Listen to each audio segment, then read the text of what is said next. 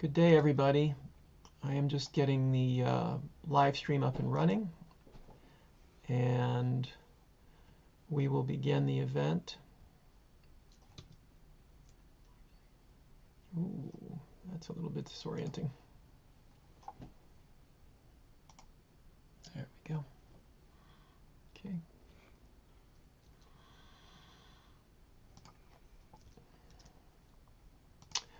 Okay.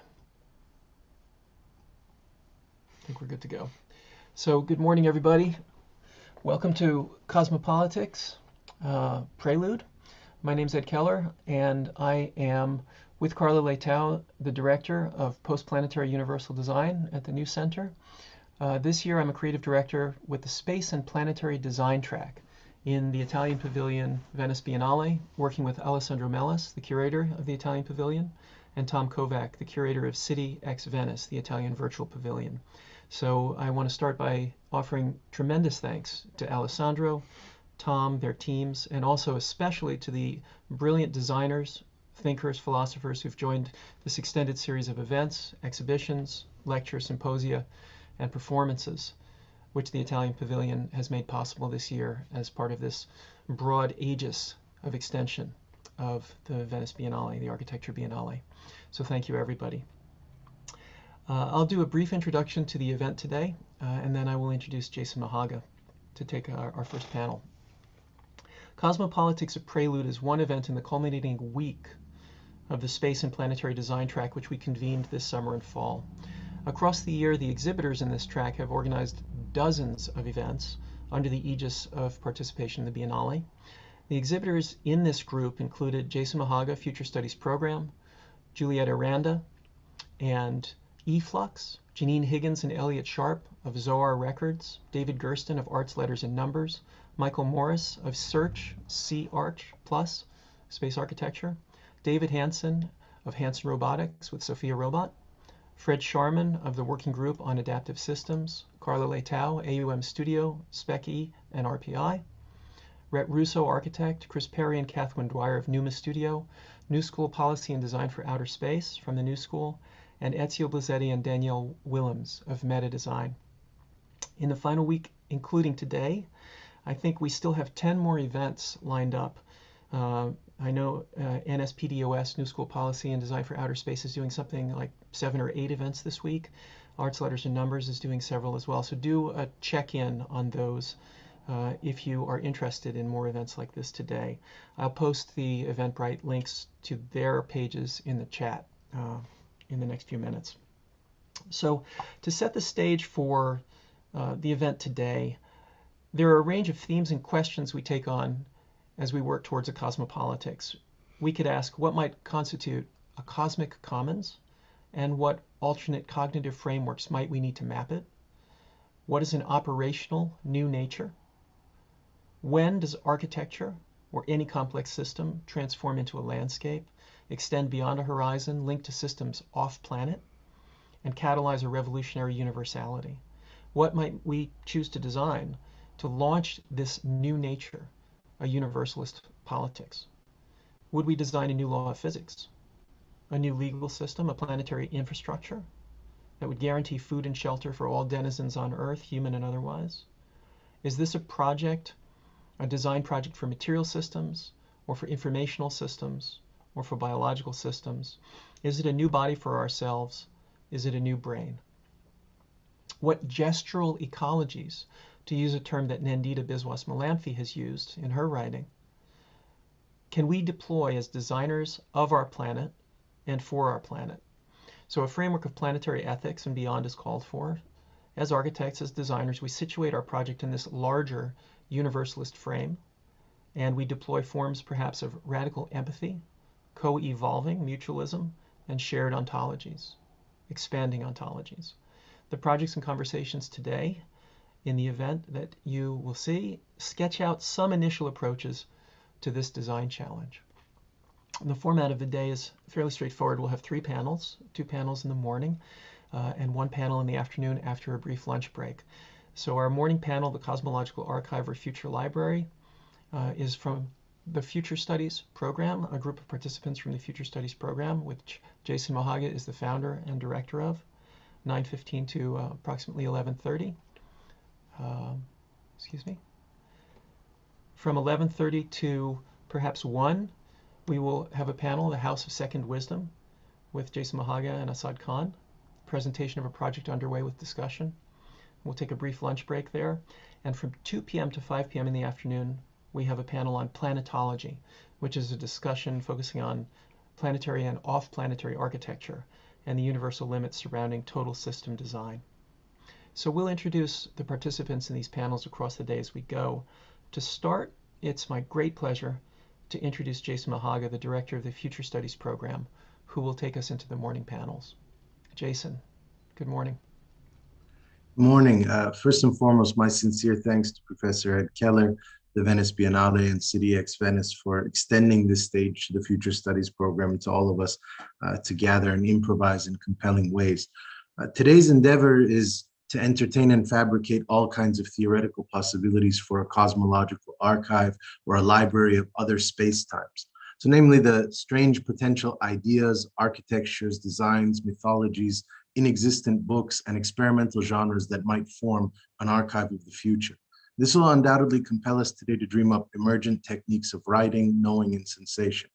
It'll wrest us into contact with cryptic object worlds, figures, and atmospheres not encountered before. And it will ask us to traverse a somewhat apparitional realm between the terrestrial and the unreal, the earthly and the unearthly, as we devise this series of phantom archival zones. In a couple of minutes, I'll introduce our excellent group of thinkers one by one, but first just wanted to explain for everyone the rules of the game formulated by our panel. So the rules are quite simple, as they're the guiding axes of almost all our ventures in what we call future studies. Namely that we seek wondrous collusions of images, storytelling, phenomena, and philosophical imagination. In this way, no matter what shape the future library or cosmological archive would take, it would always be a sphere of enchantment. And our various insights, even in their darkest implications, would be possessed of fascination above all else. I'm going to start sharing now, just a somewhat of a guided tour for everyone here of a few premises that will guide us today. So as such, all of our speakers here today have been asked to select a particular site from somewhere in the world, however obscure, remote, from any time period, geographical landscape, or cultural setting that might serve as an inspiring backdrop for what their single room of the future library might look like. They've been asked to describe the rare typologies of fictive texts, conceptual territories, and unnamed authors that inhabit their specific sector, and to elaborate on the consequences for thought, mood, desire, or world. This will hopefully give our conversation here today the feeling of a rotation across a mesmerizing sequence of portals, a movement across surfaces like in the carnival or the fairy tale, but also with the ominous suspicion that to imagine the library of the future is perhaps in itself a point of no return, and that we're therefore throwing dice with some veiled force of irreversibility. To begin then, I simply wanted to offer some overarching thoughts that might map entry points to this uneven terrain that we're crossing.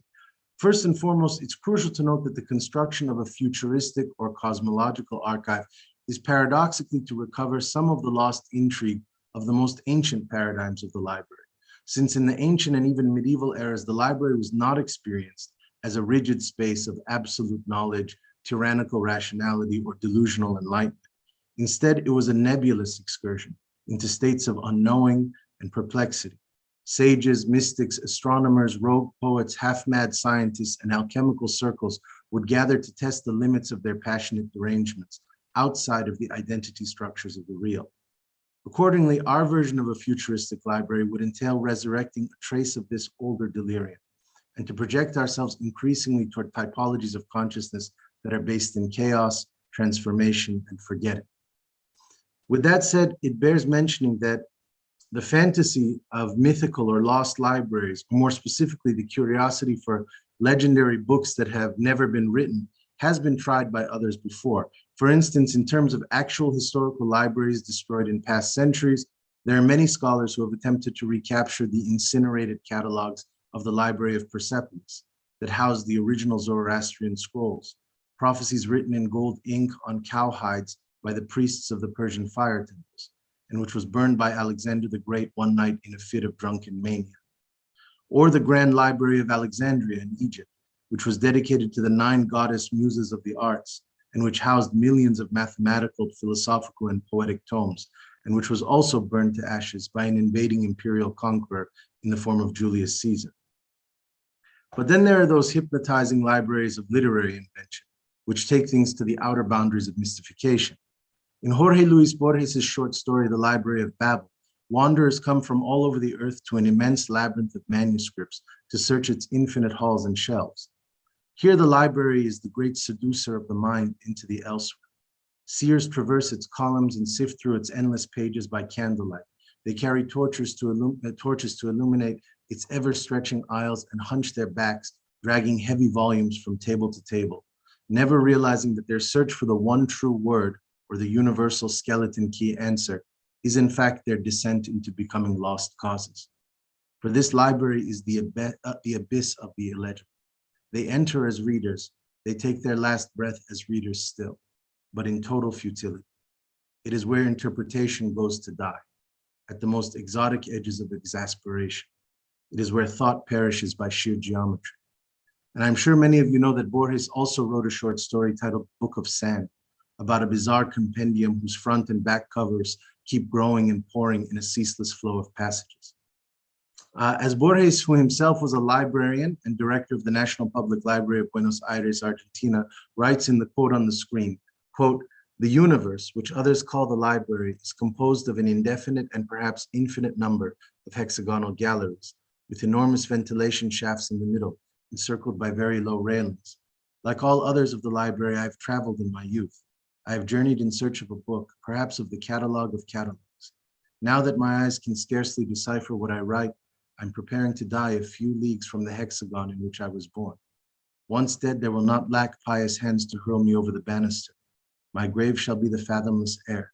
My body will sink endlessly and decay and dissolve in the wind generated by the fall, which is infinite. I affirm that the library is unending." So here the library is aligned with infinity, fatality, madness, and chance. And from here we can move to Georges Bataille, another author and once working librarian at the Bibliothèque Nationale de France, who founded a secret society called Acephale that would meet in a grove behind the library, next to an oak tree once struck by lightning. They used it as a kind of ritual altar, and who swore oaths to a headless etching and composed their own countercanon in that empty clearance, which included writings on secrecy, ecstasy, ritual, sacrifice, erotism, festivals, monstrosity, torment, and annihilation. As Bataille himself writes of this sect, who believed that the world had just one last chance, and that it was somewhere in the woods at midnight behind the locked doors of the library. Quote, "On an area of marshy ground in the middle of a forest where the reign of abandon and ruin is slowly being revealed, there stands a tree that has been struck by lightning. It is possible to recognize in this tree the silent presence of that which is expressed to us by the arms without a head of the Acephale. We have the desire to seek out and encounter what humans have always had the possibility of discovering, the vague presence that becomes the recognizable sign of the destiny of each of them. But this first attempted encounter on this night in the forest will only take place when death manifests itself there." As a third example, we can quickly turn to Haruki Murakami, who in his youth was a clerk at a record store in Tokyo, filing music albums for their inventory, so an alternative kind of subculture library. His book, titled Hard-Boiled Wonderland and the End of the World, advances further dimensions of two conceivable libraries across two parallel realities. In this novel, the odd-numbered chapters feature a protagonist whose job it is to store high-security data in his own head on behalf of corporations and government agencies engaged in research on sonic war and other devious innovations. So his own mind becomes a kind of portable mercenary library in a cyberpunk metropolis, one that the paid transporter must protect at all costs against contract killers and hackers. In the even-numbered chapters, we follow an amnesiac man to the farthermost borders of the world, where he stumbles across the last town in existence. Here he meets the gatekeeper, a gigantic figure who cuts his shadow from his body and takes a sharpened blade to his eyelids so as to make him the town's dream reader, telling him that his nightly duty is now to enter the town's library, where he will read the skulls of enigmatic creatures that preserve the hallucinations, memories, and figments of its citizens. As Murakami writes when he first explains this new destiny, you see the quote there, quote, "Soon as you get settled, go to the library," the gatekeeper tells me my first day in town. "There's a girl who minds the place by herself. Tell her the town told you to come and read old dreams. She will show you the rest." Old dreams, I say. What do you mean by old dreams? So here the library is aligned with concepts of vision, oblivion, intuition, and extinction. Next, I would just point out interestingly that the famed television series Twilight Zone had 3 separate episodes devoted to mercurial libraries of the other side. In one of the earliest storylines, titled Time Enough at Last, shown in the upper left corner, a bibliophile miraculously survives a nuclear apocalypse, only to emerge with all the time in the world to fulfill his obsession of reading countless books in peace at the still standing city library, only then to shatter his glasses and be condemned forever. A second episode, titled The Obsolete Man, with the image in the upper right corner, revolves around a future totalitarian society where librarians are placed on trial for being archaic and therefore subversive symbols that are punishable by death. By the way, the opening line of the narration for this episode is as follows, quote, "You walk into this room at your own risk because it leads to the future, not a future that will be, but one that might be." Hence another connection between the library and futurity. In a third episode, whose screenshot is in the lower right corner, a woman starts working at a library that contains a single book for every living person, one that recounts every miniature event of their lives, and yet which she can alter drastically if she just merely overwrites the entries. So she sits in a hidden room and becomes increasingly tempted to inscribe interventions that she thinks will bring preferable outcomes, only to find that she has devastated or entirely erased those around her, including the disappearance of her own sister into non-being. And lastly, Disney World's Drop Tower ride, titled The Tower of Terror in the lower left-hand corner, is based on a hypothetical lost episode of the Twilight Zone series, in which riders plummet through a pitch-black elevator shaft with flashes of ghosts, lightning, broken glass windows, and a star-filled vortex, but whose main room before the freefall consists of an opulent hotel library. And ultimately, before I pass things on to our other speakers, we were all tasked with excavating some location or edifice that could form an architectonic basis for a chamber of the Cosmological Archive or future library. My choice then is the Monument House of Bulgaria, also known as the Bujluja Monument, which is a now deserted meeting ground of the former Communist Party that resembles a massive cyclonic pattern of light, mosaics, and brutalist concrete. This ruin is currently being restored after decades of neglect and exposure to the elements, and it's supposed to serve as a center for historical interpretation. So an impending library or archive of sorts, but one of a failed history, and which in the meantime remains aligned with concepts of abandonment, decay, echoes, and collapsed utopias. So at this point, I would like to introduce our outstanding panel on the Cosmological Archive or future library, starting with Ed Keller. Ed's research and practice explores the structure of feeling, which link cultural, infrastructural, ecological, and technosocial systems, revealing emergent terrestrial and cosmopolitical potential.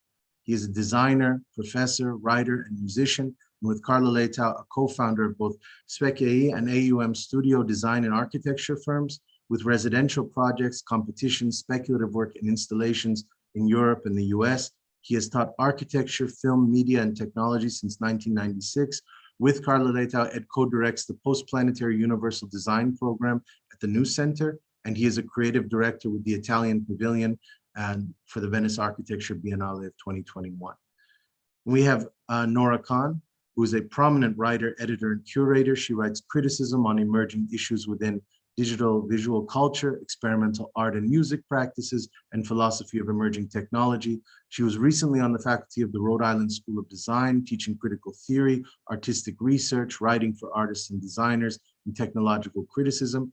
She has 2 amazing books, Seeing, Naming, Knowing on machine vision, and a co-authored work titled Fear Indexing the X-Files on fan forums and conspiracy theories online.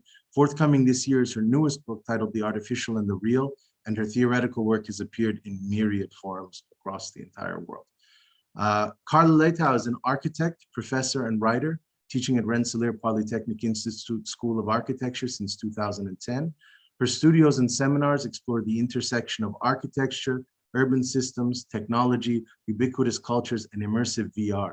She's a co-founder of AUM Studio and SpecAE and leads vertical studios, seminars, and research projects at the Crave Lab at RPI Tech.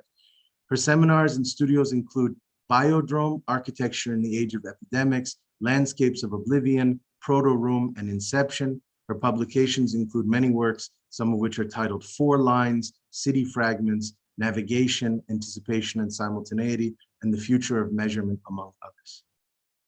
Sahej Rahal is a visual artist from Mumbai who has been a recipient of many prestigious international residencies and who won the Forbes Award for debut solo show in 2014. His body of work is a growing narrative that draws upon mythical beings and brings them into a dialogue with the present. His performances, installations, sculptures, paintings, films, and AI programs narrate an absurd mythology that interrogates the narrative shaping our present. This myth world draws upon archaeological records, conspiracies, science fiction, and folklore, orchestrating scenarios where indeterminate beings cohabit the porous boundaries of history, myth, and memory. He was recently a fellow at Digital Earth and is a co-author of the Non-Future Lab for the Future Studies program.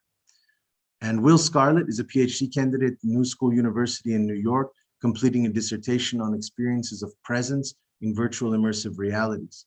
He is the co-author of the Future Movement Lab for the Future Studies program, and his current writing explores some of the most cutting-edge frontiers of philosophy and virtual anthropology. So my thanks to everyone for being with us today. Now I'm going to throw things into Ed Keller's sphere for him to take it from there.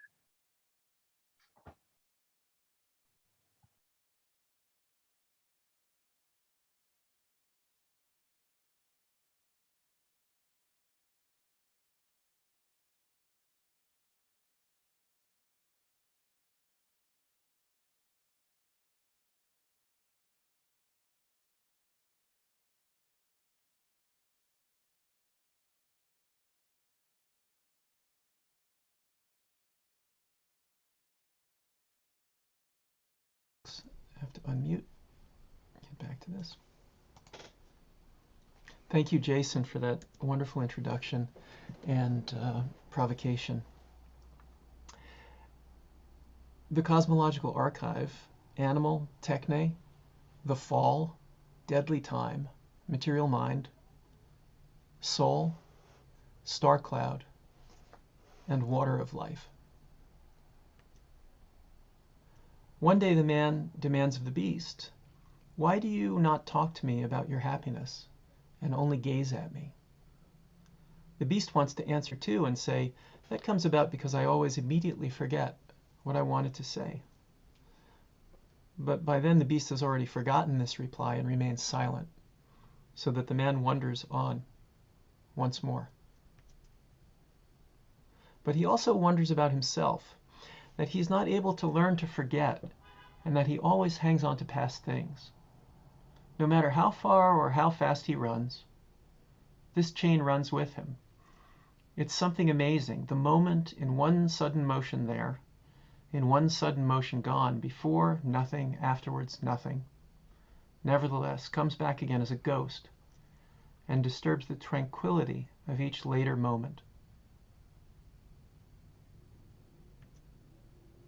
A leaf is continuously released from the roll of time, falls out, flutters away, and suddenly flutters back again into the man's lap. For the man says, "I remember," and envies the beast, which immediately forgets and sees each moment really perish, sink back in cloud and night, and vanish forever. So that, of course, is Nietzsche from On the Use and Abuse of History. One of the most profound design problems we face as we cross this next century will be the reconciliation of dangerous time, non-human time, with the kinds of time we've been accustomed to live in for the past 2 millennia. Indeed, the time of the genetic, the time of the cosmological, the time of the atomic, these scales of time are all increasingly accessible to us in the everyday. The conflicts that this clash will precipitate, not just of fundamentalisms, but of temporal modalities, are part of the design mandate for our archive. Extending Borges's idea of the universe itself as a library, or Delanda's work studying the intrinsic computational process in matter itself, we consider raw material water, iron, gold, uranium, salt as the substance of the library. Raw energy itself, or the human forms of it as geo and biopower, wealth, intellectual, financial capital, military resources are all elements in the library of the multitude. We must decide what we truly believe is worth remembering, and in contrast, what might be truly necessary to forget. What are the pragmatics for memory across scale? From the scale of the Earth to the Sun, which we just saw, the solar system, past the galaxy, past the superclusters, the observable universe. What must be forgotten in all of these great voids between the galactic clusters? In the Boody's void, millions of light years across, what message might travel across that void, awaiting an audience on the other side? And from Stanislav Lem, his master's voice, we see an archive, an image of an archive, which is operating at that scale. The signal, the narrator says in his master's voice, or rather the causal pulse, began first with a tuning of the cosmic material, newly resurrected, in order that there would arise particles with the desired properties, desired from the point of view of that civilization, of course, that civilization being one which had created a new universe, and the laws of physics in that new universe which led to life. And when astrogenesis had got underway, and with it planetogenesis, other structural features became activated, features present at the beginning within the pulse, but till now having no addressee. Only then did they begin to manifest their ability to assist the birth of life. There was discussed, among other things, the question of whether or not the probable civilization of the senders, either existing or, according to Sylvester, no longer among the living, was rational. And how could we say that a civilization that concerned itself about what would be in the next universe, 30 billion years away, was rational? Even for a fantastically wealthy civilization, what had to be the cost, the price paid in the fates of living beings, for it to become the helmsman of the great cosmogony?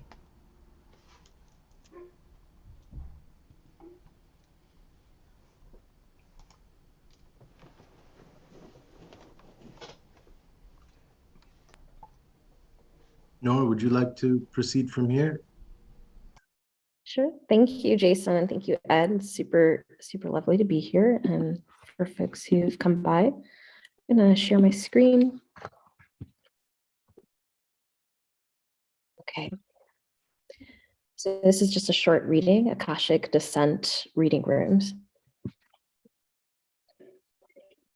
Inside a future library in which we walk halls of a fantastic archive of all possible texts, all possible books, all possible worlds, all possible utterances, we descend eventually to the reading rooms. That is to say, in the hold of the Akashic records, the sanctum of all possible texts, events, feelings, archetypes, symbols, and myths, configurations of deeds, experiences, and relationships, we still must read and find space to read. We would enter the reading rooms of all formal, canonized written knowledge alongside the utterances captured, uploaded, and a house working nimbly across a vast corpus, machine learning models, which sort and recognize and organize and catalog. But the reading rooms move with how we've evolved cognitively to read and how reading has evolved. We'd long stopped reading jealously from cover to cover, following the teleology of a single author's narrative, clinging desperately to their narrative scaffolding for a clear set of moods, insights, pathetic moments, assorted epiphanies. Instead, we learned or were trained to read associatively, for metadata, for context and reference, picking up passages and collaging them in our mind with associations, feelings, memories digressing and shifting. The reading rooms allow for the reading of a text to move with us and our minds wandering, to reflect the wild, close reading practices we've developed alongside algorithms, reading, models, learning from our reading, writing, and representation. Entering the main room, we select a book, open to a page, and then moving through the world of the book, find a line, a passage, a phrase, a tone. The effect of the long line of successors to GPT-4 and machine learning models in the future is that our selection is met with a set of predictions, a set of possible directions we'd like to go. Is there an image we'd like to dig into further? A passage we've picked describes a wildflower that reminds us of a certain wildflower field in Solaris, and that film we'd now like to see. We move into a first room and we speak of this landscape of Solaris, how it's rendered in that film and how it was shot. The intent is now spoken into the air, filling the room, and scenes fill the air around. The way we saw the camera descend onto that field helps us remember the city overrun with flowers, the way homes retreated back into the wild.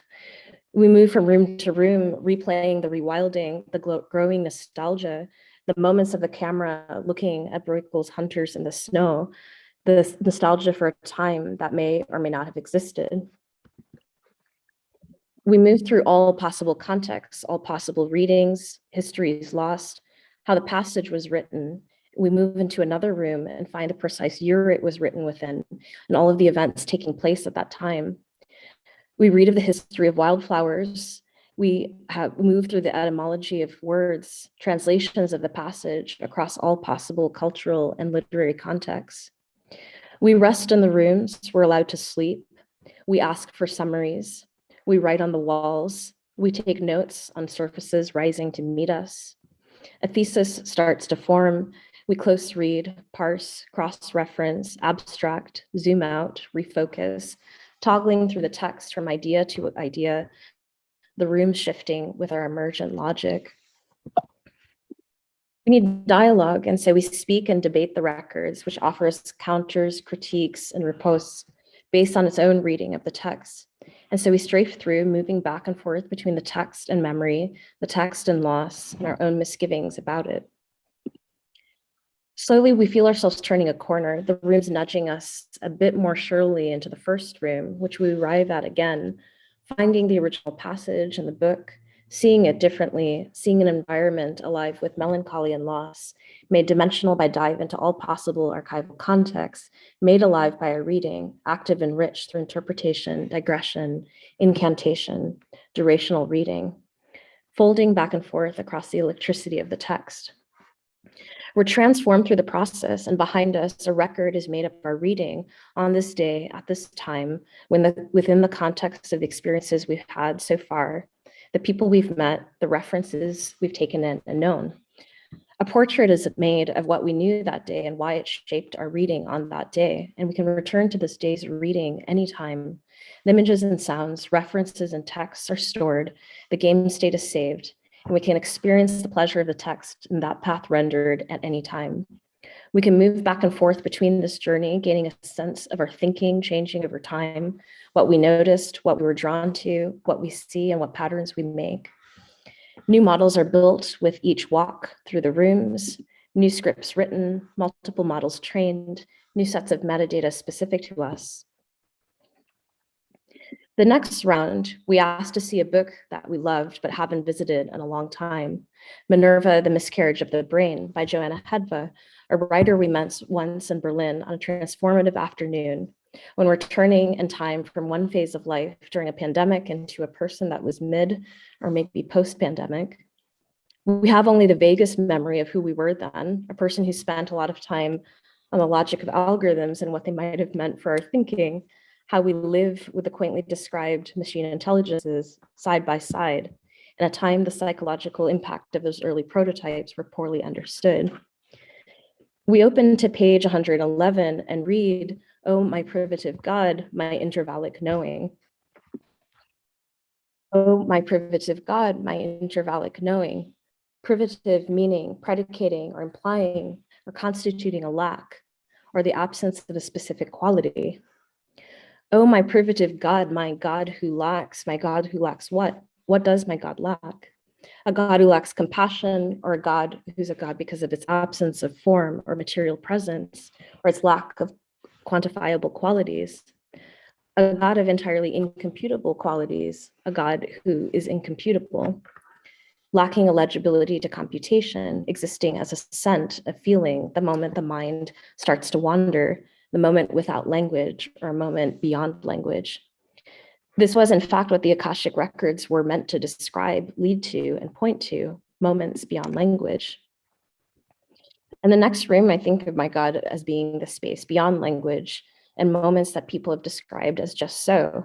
I think of the anthropologist and writer who would, on great advice, sleep face up in the Amazon to ensure that if he did come face to face with a jaguar, the two would exchange a moment that could only be described as recognition, a nonverbal, pre-verbal recognition of consciousness, in which the jaguar would recognize my eyes, a living conscious creature with an inner life, or some kind of movement beyond the surface. In the next room, I asked to see all the ways we signal to the non-human world that we're conscious, not flesh to be consumed. A cast of symbols unfolds, mimicry of patterns, wild movements and moments. We've encountered jaguars of many kinds, jaguar-like beings, simulations of jaguars.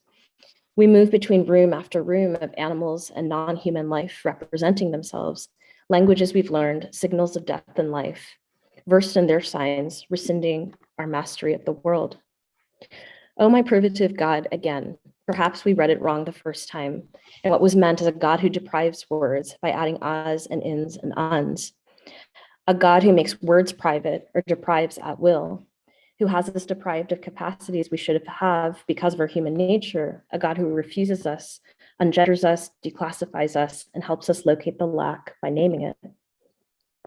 Oh, my private God, my intervallic knowing, to think in intervals, to scaffold along tones from one point to the next, each instant of reading leading to the next, space for the time it takes to register and understand.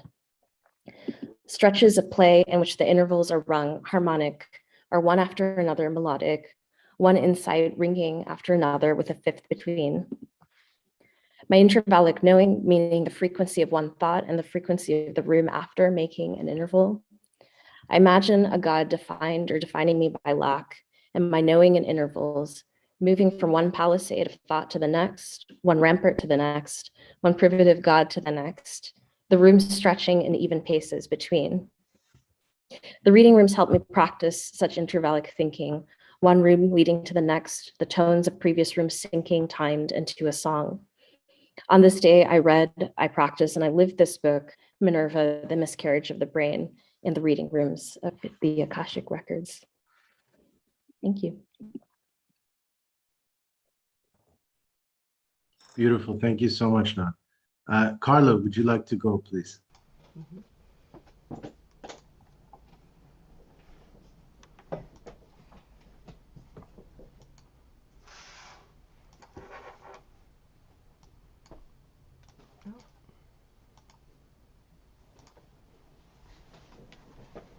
Pandemic sisters here.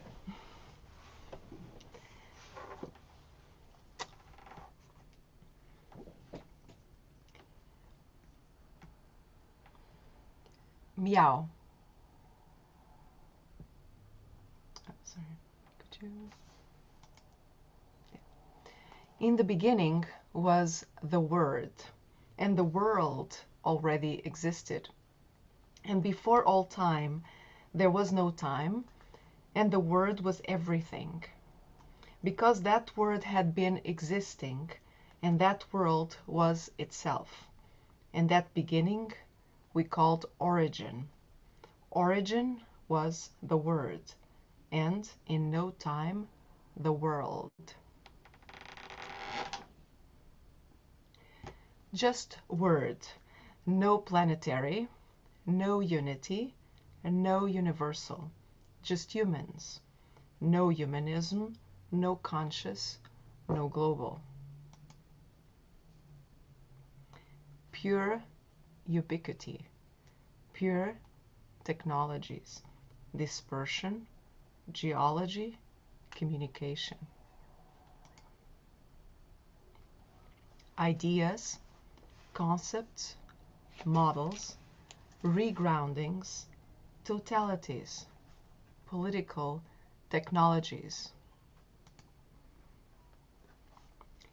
Midway, there were structures, unstable, unsteady, ungrounded, floating, shifting grounds, spiraling upwards.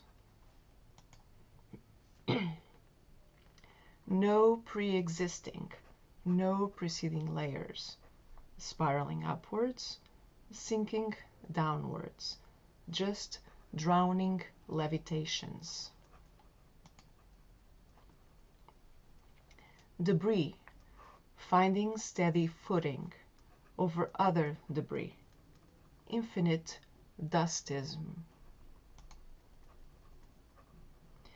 Repeating patterns of infinity, each book a universe, each path a labyrinth, each void an endless path.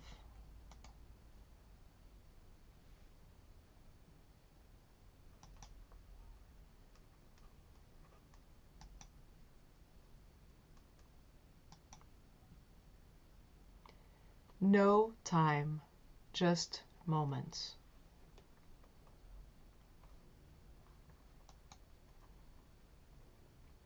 Dreams of togetherness, almost, like, just.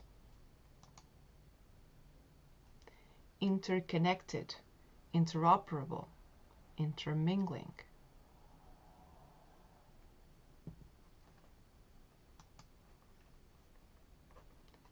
Dreams of new beginnings.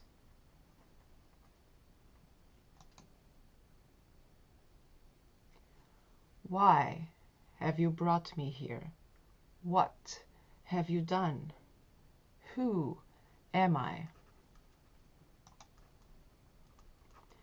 The future, far after anyone that you or I have ever cared about has died. Meow.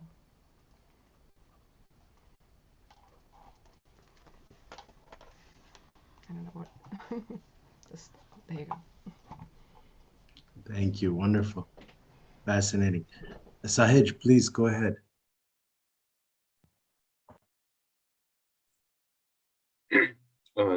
Thank you, Ed, Jason, Nora, Carla. Thank you so much. That was really exciting. So, because you've been building this fantastic sort of multifaceted library, I thought I'd not add to its chambers, but maybe smuggle a book in, right? So with that, screen.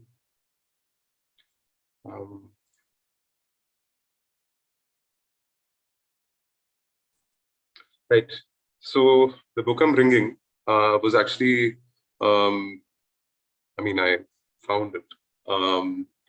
And turns out it's an archaeologist's journal, which has a bunch of drawings in it and bits of newspaper clippings, weird ramblings, which I've tried to piece together to make some sort of sense of basically. And yeah, let's see what the book's all about. So this is how it goes. Sorry. By the time they have gathered enough dirt on their knees, archaeologists realize that geology can play tricks on the human mind. They describe this strange occurrence as terminus post quem, or simply put, the limit beyond which artifacts that find themselves at odds with the historical era of soil cover they are located within can be described as such. For they could in fact be dated to a time far beyond the dirt that entombs them. Before it has been ordered into the categories of historical time, the earth and all it contains is a labyrinth of deception. 18 degrees, 35 minutes, and 20 seconds north by 74 degrees, 32 minutes, and 20 seconds east. On the banks of the river Ghod, the prime artery of the Bhima River, lies the village of Trophies in Amgaon. The village today is an all but emptied out archaeological site that flourished as a proto-historic trade center during the late Harappan age. The site was discovered by a team of archaeologists led by Dr. M.K. Dhaulikar in 1963. What they found there was a curious tradition by which the denizens of Inamgaon dealt with their dead. What they had chanced upon was in fact a massive burial site with a total of 243 graves. Bodies were buried outdoors, flanked with their copper tools, ornaments, armor, and weaponry, all embroidered with beads of jasper.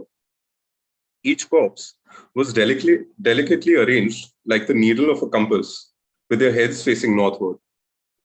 The feet of these bodies were dismembered at the ankles, which the archaeologists believe was a ritual that would allow their souls to exit the land.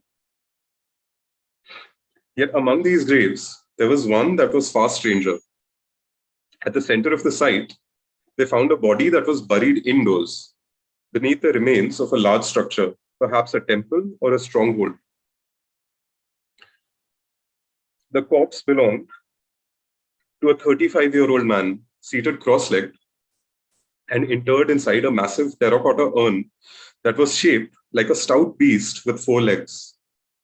Surrounding his burial urn, there were several others that contained strange artifacts, large ceremonial masks, ritual daggers, horned blades, agrarian tools, scientific instruments, and votive idols, all confined inside ancient terracotta. This revelation had set the Indian archaeological community on fire. Conflicting views were offered on the identity of the seated man. Some members of the ASI maintained that this man was the chieftain of Inamgaon. On account of this solitary indoor burial laden with tools and beaded trinkets. Others argued that this man was instead an outsider to Inamgaon, perhaps a vagrant or nomad, buried inside his peculiar tomb in accordance with the rituals of his own people, who had long vanished, perhaps falling victim to an ancient flood in the Bhima Valley. This view was attributed to the discovery of a boat-like symbol marked on the inside of the 4-legged tomb. This tomb was discovered by an anonymous member of Dhaulikar's excavation team, or supposedly so, who went under the pseudonym Mook Shodhak, or the muted seeker. In the days that followed the discovery, Mook published a series of clandestine papers arguing that the boat motif represented the pan-civilizational belief in the possibility of interdimensional travel. While initially gaining a surprising amount of support among the archaeological community, both the urns and Mook's arguments about them were officially dismissed by the ASI weeks following the declaration of the national emergency in 1975 in India. They described the outsider theory as deviancies that were incongruent with the established methods of the ASI, purported by a malicious rabble-rouser. Given their strange nature, the origins of these objects cannot be verified with any degree of certainty. Are they artifacts of a lost civilization that preceded Inamgaon? Or are they in fact Mook's vessels of transdimensional travel, wandering across space and time with the weight of 1,000,000 histories upon their back? While all these questions remain unanswered, one thing is certain: they are here now.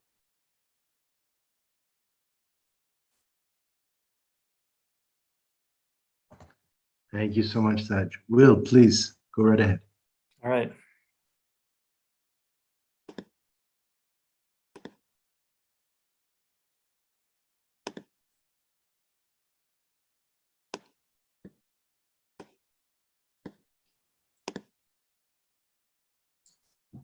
So thanks everyone for inviting me to be here. I'm going to share some not fully formed thoughts on the virtual library. So Jason asked me if I knew any virtual libraries, and I didn't. So I found one on Steam, and this one's called the VR Library Beyond Reading. And it's a VR simulation of reading a book in the garden outside the National Library of Korea. And it doesn't say what the books are, but it emphasizes the experience of reading at the library. But rather than simulating the act of reading a book, when I thought of a virtual library at first, I imagined something more like the computer game Myst, where by reading, you literally enter the book, which becomes a world that you can explore and that you can also construct through writing. So instead of the VR library, maybe that kind of virtual library is more like Steam itself, which is a library of experiences rather than books, as a kind of inversion where the library becomes the text and the books or the VR experiences are the places. Then Dehan sent me a talk by anthropologist Lauren Isley, which I think helps further conceptualize and imagine what a virtual library could be. So Isley describes finding seashells on the beach and seeing on the surface of these shells hieroglyphic inscriptions. And the shell that Isley found was the alphabet cone, or the conus spurius, which he interprets to mean false alphabet. So seashell patterns or hieroglyphs are thought to be read by the snail's mantle, which is the membrane that builds and repairs the shell to orient it. And for Isley, even before writing, humans sense their surroundings in a symbolic way, reading signs all around them in the world. So in this sense, the false alphabet is also a kind of primordial language, or what Isley calls a double way in which we look at the world. Is it the projection of a being that sees signs and symbols everywhere? Or is it a symbolic process that surrounds us and that our capacity for language emerges from? If we take both as potentially and simultaneously true, then a kind of virtual space opens between the seashell and the manuscript. And this image of a seashell is not of an alphabet cone, but is of a textile cone. But textile actually shares the Latin root with text, so I think it still works. And the manuscript is by Dostoevsky.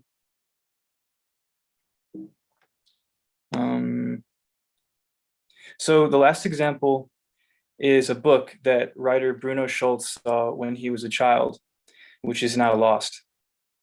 And the book infused the mundane life of his town of Drohobych with a climate that he calls the genial epoch. And he describes the book when he writes, "A wind moved through its pages, and visions arose. And as the wind silently turned those pages over, blowing the colors and figures away, a shudder ran through the columns of its text, releasing flocks of swallows and skylarks from among the letters. It rose into the air, scattering page after page. It gently suffused the landscape, which it saturated with its colors.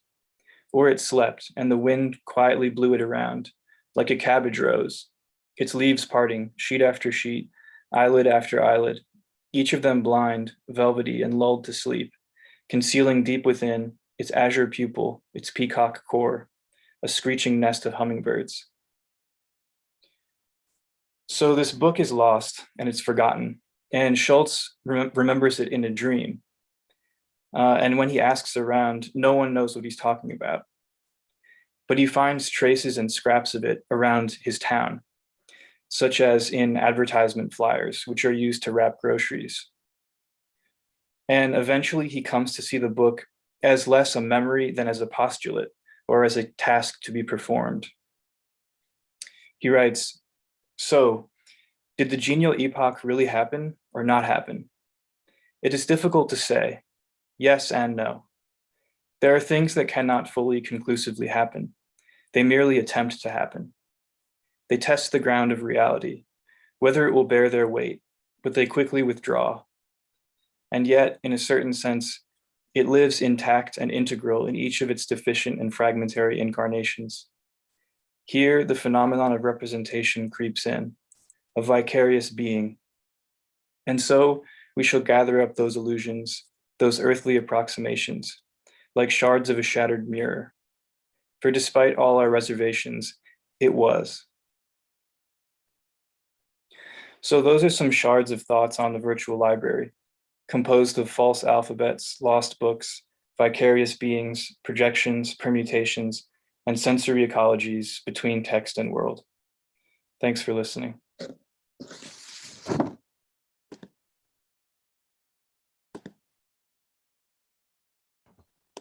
Thank you very much, Will. Oh, those are some fascinating points of departure. I'm sitting here frenetically writing notes to everyone's presentations and finding some intriguing subversive threads. The first of which is that if we start from Nora's reference to the privative God, which is to say a God whose body is riddled with open lacerations, absences, defects, chasms of impossibility, then we jump to Carla's quotation and embellishment of the words of Genesis, which is by definition void, then being intersected by gradual emergent phenomena, sort of these primordial geological structures. Then we go to Sahej, the Book of Missing Pages, right? And then we go to Will's lost book with traces and scraps, and then come back full circle to Ed's referencing of Nietzsche at the outset. And what Ed's presentation allows us to ask in the midst of this, it seems like all of you want to then build a library that is full of trapdoors, holes, unfinished walls, a really diabolical kind of doom setting or trap for anyone who enters it, which is great. One of the questions then that I wanted to ask that started from Ed's, and then I thought maybe it was answered by everyone in this insistence on almost a subtractive logic of minimalism. So if we think of the devious kind of omissions of Kafka and Beckett, figures who leave things out, figures who introduce ellipses like bullet holes onto the page, things who like children's drawings, they like to leave, authors who leave their designs incomplete, intentionally incomplete to that extent. But the question that was provoked by Ed's first thing for me is, can there be a library that is simultaneously universal, but also singular, irreplaceably rare, and unparalleled? And that's actually, for me, solved by the subtitle of Nietzsche's Thus Spoke Zarathustra, A Book for All and None. So what is the weird paradox of that riddle, of that subtitle? And could we construct a library? Could we extend his one book, his attempt at that strange alchemy, to designing a library for all and none? And what strange admixtures of untimeliness would there have to be in order for us to do that? And this very sort of materially or empirically, and this is where, by the way, Nietzsche's reference to things like himself as the philosopher of lightning. If we think of lightning as both a spontaneous sort of manifest phenomenon, but also highly impermanent, sporadic, episodic, that may give us some clues to that. But one of the things that it made me think of is that if we design the future library or cosmological archive along that minimalist trickery that I was mentioning, which would include, again, techniques of subtraction, withdrawal, concealment, malfunction, there are actually three particular three strategies that I noticed you all replicate that have been experimented with in fascinating ways. If you take something like Blanchot's The Writing of the Disaster, which is written in these aphoristic fragments, he intentionally tries to write a text where the more you read, the more the event becomes illegible. So it's a vanishing horizon of comprehensibility that is compounded by this fog of language, this mist of language, and all that. So the excess doesn't help every detail. And I think he gets that to some extent from Kafka, who every time he flings open a passageway, it just multiplies into 3 more doors of obscurity. But the next, and then we have a figure like Kafka, who, what does it mean to read his diaries when we know the historical fact that he wanted his work burned, that his last wish in his will to his best friend was for us not to read his works, which means that places us in the role of the trespasser, a kind of criminal intruder, and that these are forbidden or smuggled documents of some kind, which we're damned to a certain bewilderment because they weren't written for us. They weren't written as an address to an audience. And then there's the third possibility, which is something that all of you, I started noticing, that if there's a self-destruct button of some kind within the library, a certain doom or threat that lingers there, a fatal problem like the Minotaur in the Labyrinth. And so that's just to fling that open. It seems like there are all these wonderful gaps and chasms that are pervading your architectural imaginations and conceptual imaginations. So if anyone wanted to answer or think to any of those, to that first supposition.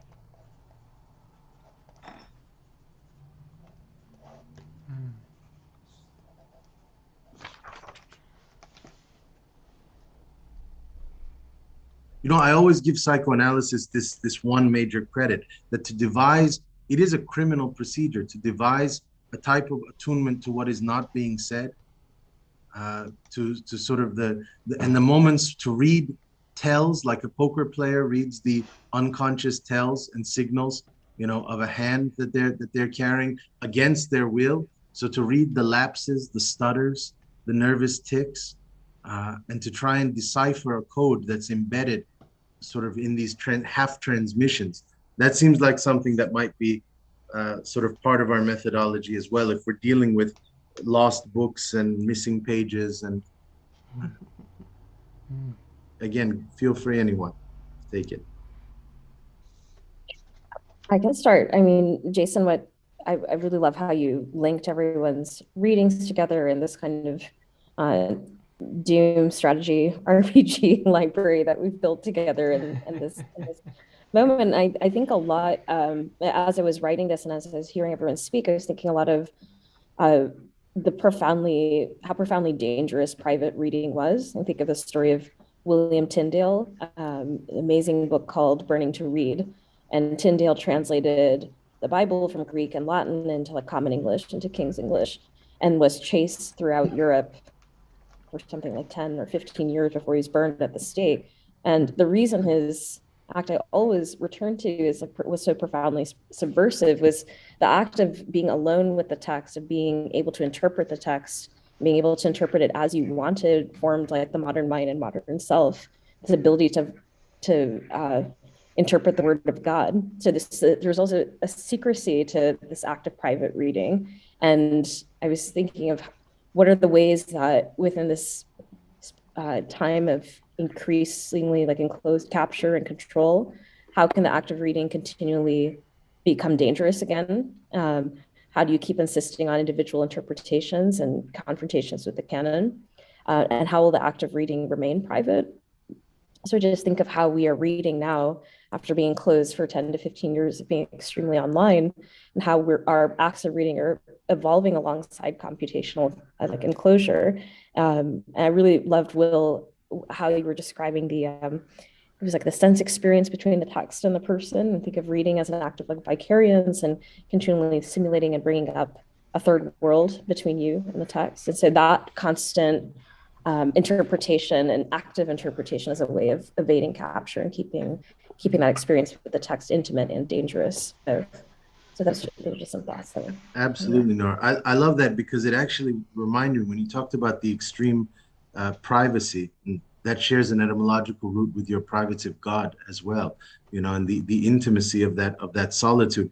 A lot of people forget that Mary Shelley's Frankenstein starts as a book of letters, you know, and letters that are smuggled from, I believe it's the North Pole or the South Pole, one of the polar sort of limits, by a deranged brother of hers who's become a captain trying to go into the unknown, and whose entire crew is debating mutiny and is about to sort of throw him overboard as he sends it. So this is the impossible transmission. I mean, there's a logical problem at the outset, which is how do these letters arrive from such a distance, and all of that. But she's sitting in a room, presumably, and that's the best way to explore the question of the extreme limits of danger, of monstrosity, sort of and awe, is precisely these private letters that are addressed between sort of a brother and sister.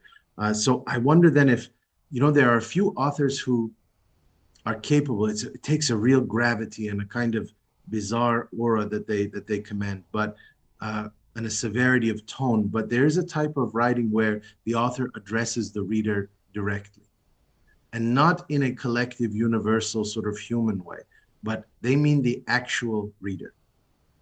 And those are always extremely ominous moments when the reader gets called out of their passive spectatorship, and they recognize that they have to interactively pay a price for reading. That's what Artaud's Theater of Cruelty even sort of wanted to do at the most fundamental level. So it's an amazing idea. Thank you. Anyone else have some thoughts? Yeah, So I had this idea of, since you mentioned the Minotaur, I was thinking about, what would, say, a malicious librarian be like? Someone who would, sort of actively obfuscate the library, make knowledge inaccessible. And such a figure would probably be, not probably, but like is definitely a lot more dangerous to this, sort of the spread of knowledge, or like is more adept gatekeeper of knowledge than someone who burns a book. I'm talking about the bureaucrat, essentially. Someone who just goes around the library, moves stuff around, changes tags and titles, and basically gets in the way.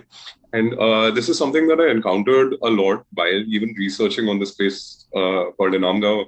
A lot of the information about the place isn't, even though it sort of, it sort of challenges a very fundamental part of Indian history. The reason why it's been obfuscated is not with like any kind of malicious intent, but just pure, let's call it bureaumancy. Like, it's literally dark magic where books just seem to move to different shelves.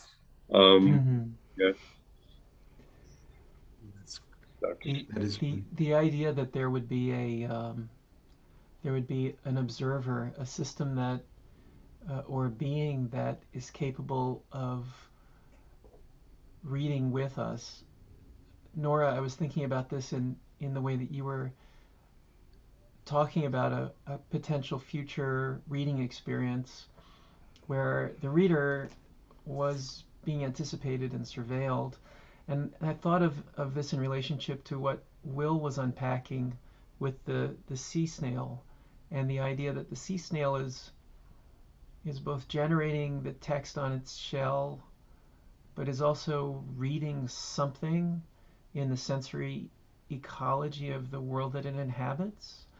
But you wouldn't say that it's a subjective and human kind of reading, nor is it a subjective and human model of the observer.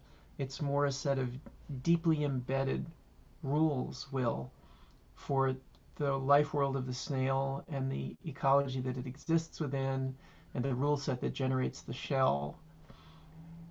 So it isn't as if the world that the snail moves through monitors and predicts what the snail will experience, which is the kind of experience that we got with Nora's description of the reading.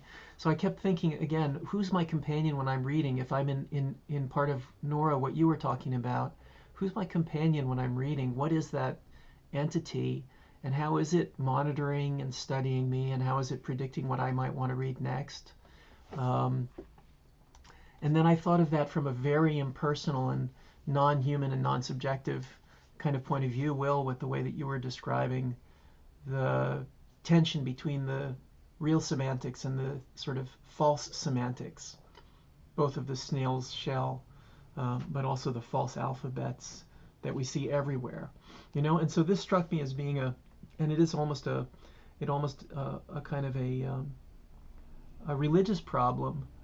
If there isn't a system, a godlike system, technologically based that keeps us company while we read, or an ecological system that keeps us company while we read and also tends us in certain directions, or Sahej, the kind of ambient bureaucracy that changes what we can find, then what is it? And it seems that, for many thousands of years, it just simply has been a God that's always with us, that's always watching, that's always intervening in some way, or maybe declining to intervene, completely declining to intervene in any way. And to me, that's a really interesting kind of tension that's hanging across everything that we're talking about. Where's the reservoir of deep time? If it isn't God, then it's a set of rule sets and algorithms that aren't written in computational systems, but are written in material systems. In Carla's presentation, when you talk about the Ray Cat and the waste isolation pilot plant and the Tower of Babel above it, then there's this deep time reservoir of relationships that are constituted by atomic structure and molecular presence and the weight of the planet, which find a way to cascade up to the Tower of Babel, and in between is the cat, which has been genetically engineered as a false alphabet, right? It's Yes. to use the example that Will came up with, it's a false alphabet to let people know that if you have such strange cats, it's a clue. Something must be going on. It's like this sea snail example, Will, that you talked about. The ray cat is this sand in the gears. It's the glitch in the system that tells you something needs to be paid attention to. Either the bureaucracy was especially efficient and they left a message, or they made a terrible mistake. Or both. Or both.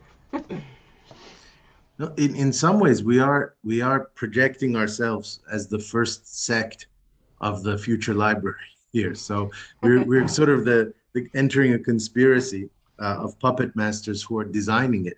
And it is a first intentional question.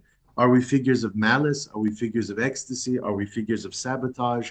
You know, Sahej's sort of description, interestingly, of sort of a saboteur librarian going around and anarchistically kind of mixing signals up and rearranging texts. Sabotage has a really fascinating philosophy that's predicated on not the understanding of power as the imposition of will, but rather on the focus not on as power as infliction or imposition, but as endurance. Right? How do things endure force? Right? And so that means that it's a philosophy primarily predicated on vulnerability. And taking us back to sort of the monstrous overtones when I was just responding to Nora, monsters are, people forget this, they're often thought of in terms of their superpowers. You know, the vampire can levitate and can transform into animality and can read minds and walk up walls. But they're also defined by their extreme vulnerabilities, the vulnerability to sunlight, to garlic. They all have these Achilles heels in the folkloric mechanisms, the werewolf's vulnerability to silver. And these are not supernatural sort of extraplanetary, they're elemental usually. Sort of components that can undo these otherwise immensely powerful beings. So if our library also can be undone in the most fragile, sort of intricate ways, that's an intriguing one. And maybe it's part of the destiny of the reader to try and find what that simple admixture would be that could bring the collapse of an entire edifice like that.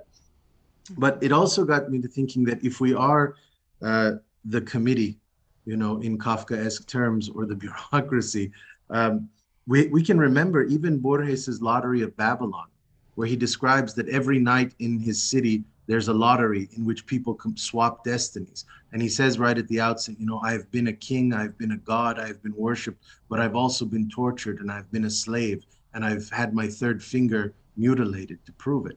So he's played all rungs of the game, you know, and sort of all registers of the ladder of hierarchies and of roles. But he says, in order to maintain the chaos of the lottery, there has to be a committee. This is a fascinating kind of paradox, that they have to ensure absolute chance through absolute kind of authoritarian measures in order for it not to become polluted or corrupted. And then that they're anonymous. They're completely sort of anonymous and yet walk among the people of the city. It's just no one ever knows who is this priesthood or this sort of behind the scenes sort of ringmasters. And that just gets me to one last thing then, which is that, you know, if we're the first order of the future library or cosmological archive, we're presumably all going to be buried there as well. And I've actually been and this got me thinking to Sahej because he explores the idea of burial and the phenomenon of burial in his description there. I've been to ancient Middle Eastern libraries where the first librarians or major figures, sometimes political, sometimes cultural, iconic figures, are buried in the library. And it's a bizarre kind of juxtaposition of texts on tombs. And you have to ask, you know, what is the responsibility toward these elders or ancestors? You know, are they martyrs? Are they ghosts?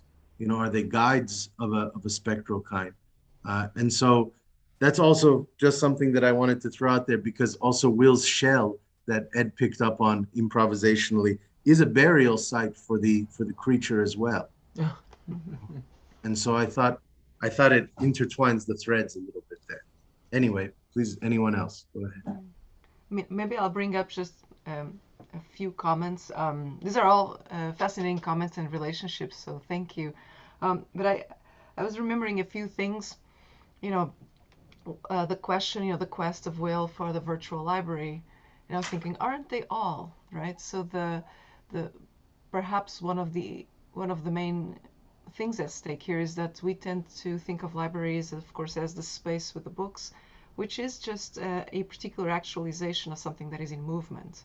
And we try to attach ourselves to that image, but rarely that image is fixed as we see it in the image per se, nor that is the main library. That is probably already always a past version of what's really happening in there. Because I was thinking that the way in which actually information or knowledge or inspiration or imagination happen is exactly with this idea that the word works like a virus. It has to bind to something, right? And the binding, so the imagination that is able to decode that word into something, is the entire part of actually what happens. Like without the act of reading being a decoding in a particular direction, there's nothing.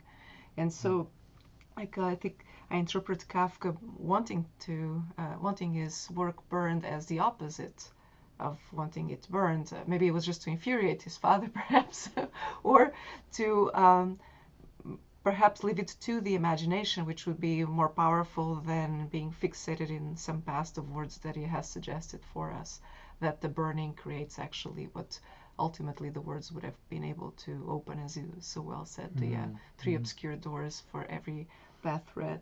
And so I was thinking about these ideas that there's this kind of a transformative power of language that allows books to the same book or the same word or the same words to never be the same thing again, right? Like, you know, never step into that word again twice, like a river. And so I think that's an important part of the library as well, that we everything around us is library, is DNA is library. It's an act of recording, but the act of recording that we tend to associate with a fixating and intentionality of knowledge, a recording of this is important, that in perhaps biochemical ways it is done in a completely different, more local way, which also ties into the mode by which the playing of different roles of an author or a reader tends to exercise itself. I'm thinking about, for instance, Jason, your comment of how there's this kind of the playing of the different hierarchies per se, and how that in particular moments in history was always the case. When space was more divided, when culture was more divided, exile meant you were not understood. You could not communicate enough. Like you were different enough that exile meant you were stripped of who you essentially were. So it was worse than death, which would allow you an honorable disposition within a disposition and distribution of your ideas, you know, among the ones who knew you, could decode it. But exile, or even just traveling, could put you at the risk of being enslaved, therefore being stripped away not only of your freedom, but again of supposedly who you have come to be. So there's a lot of really interesting relationships that pass through the body of the user and the reader as a library, and then the way in which it has connected to libraries that have been perhaps more fixated in space in the past, and now we understood them finally as having always been distributed in time and space everywhere, which I think I think we have a better understanding of library now than than before, perhaps. Yeah, Absolutely. Go ahead, please. Carla's bringing up of the idea of the word as a virus, I think is really interesting, because I remember when I took Ed's class, thinking about how sort of viruses are always in circulation among us and different species as well, and how they kind of leave their traces and their marks on our bodies and our DNA and things.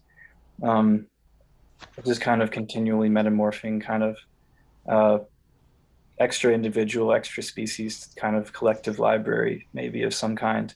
But it also reminded me of what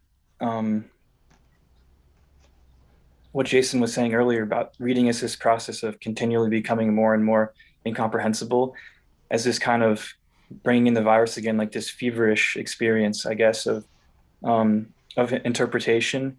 And it reminded me of that movie Pi, where there's this like endless process of continual interpretation that ultimately leads to mania and madness.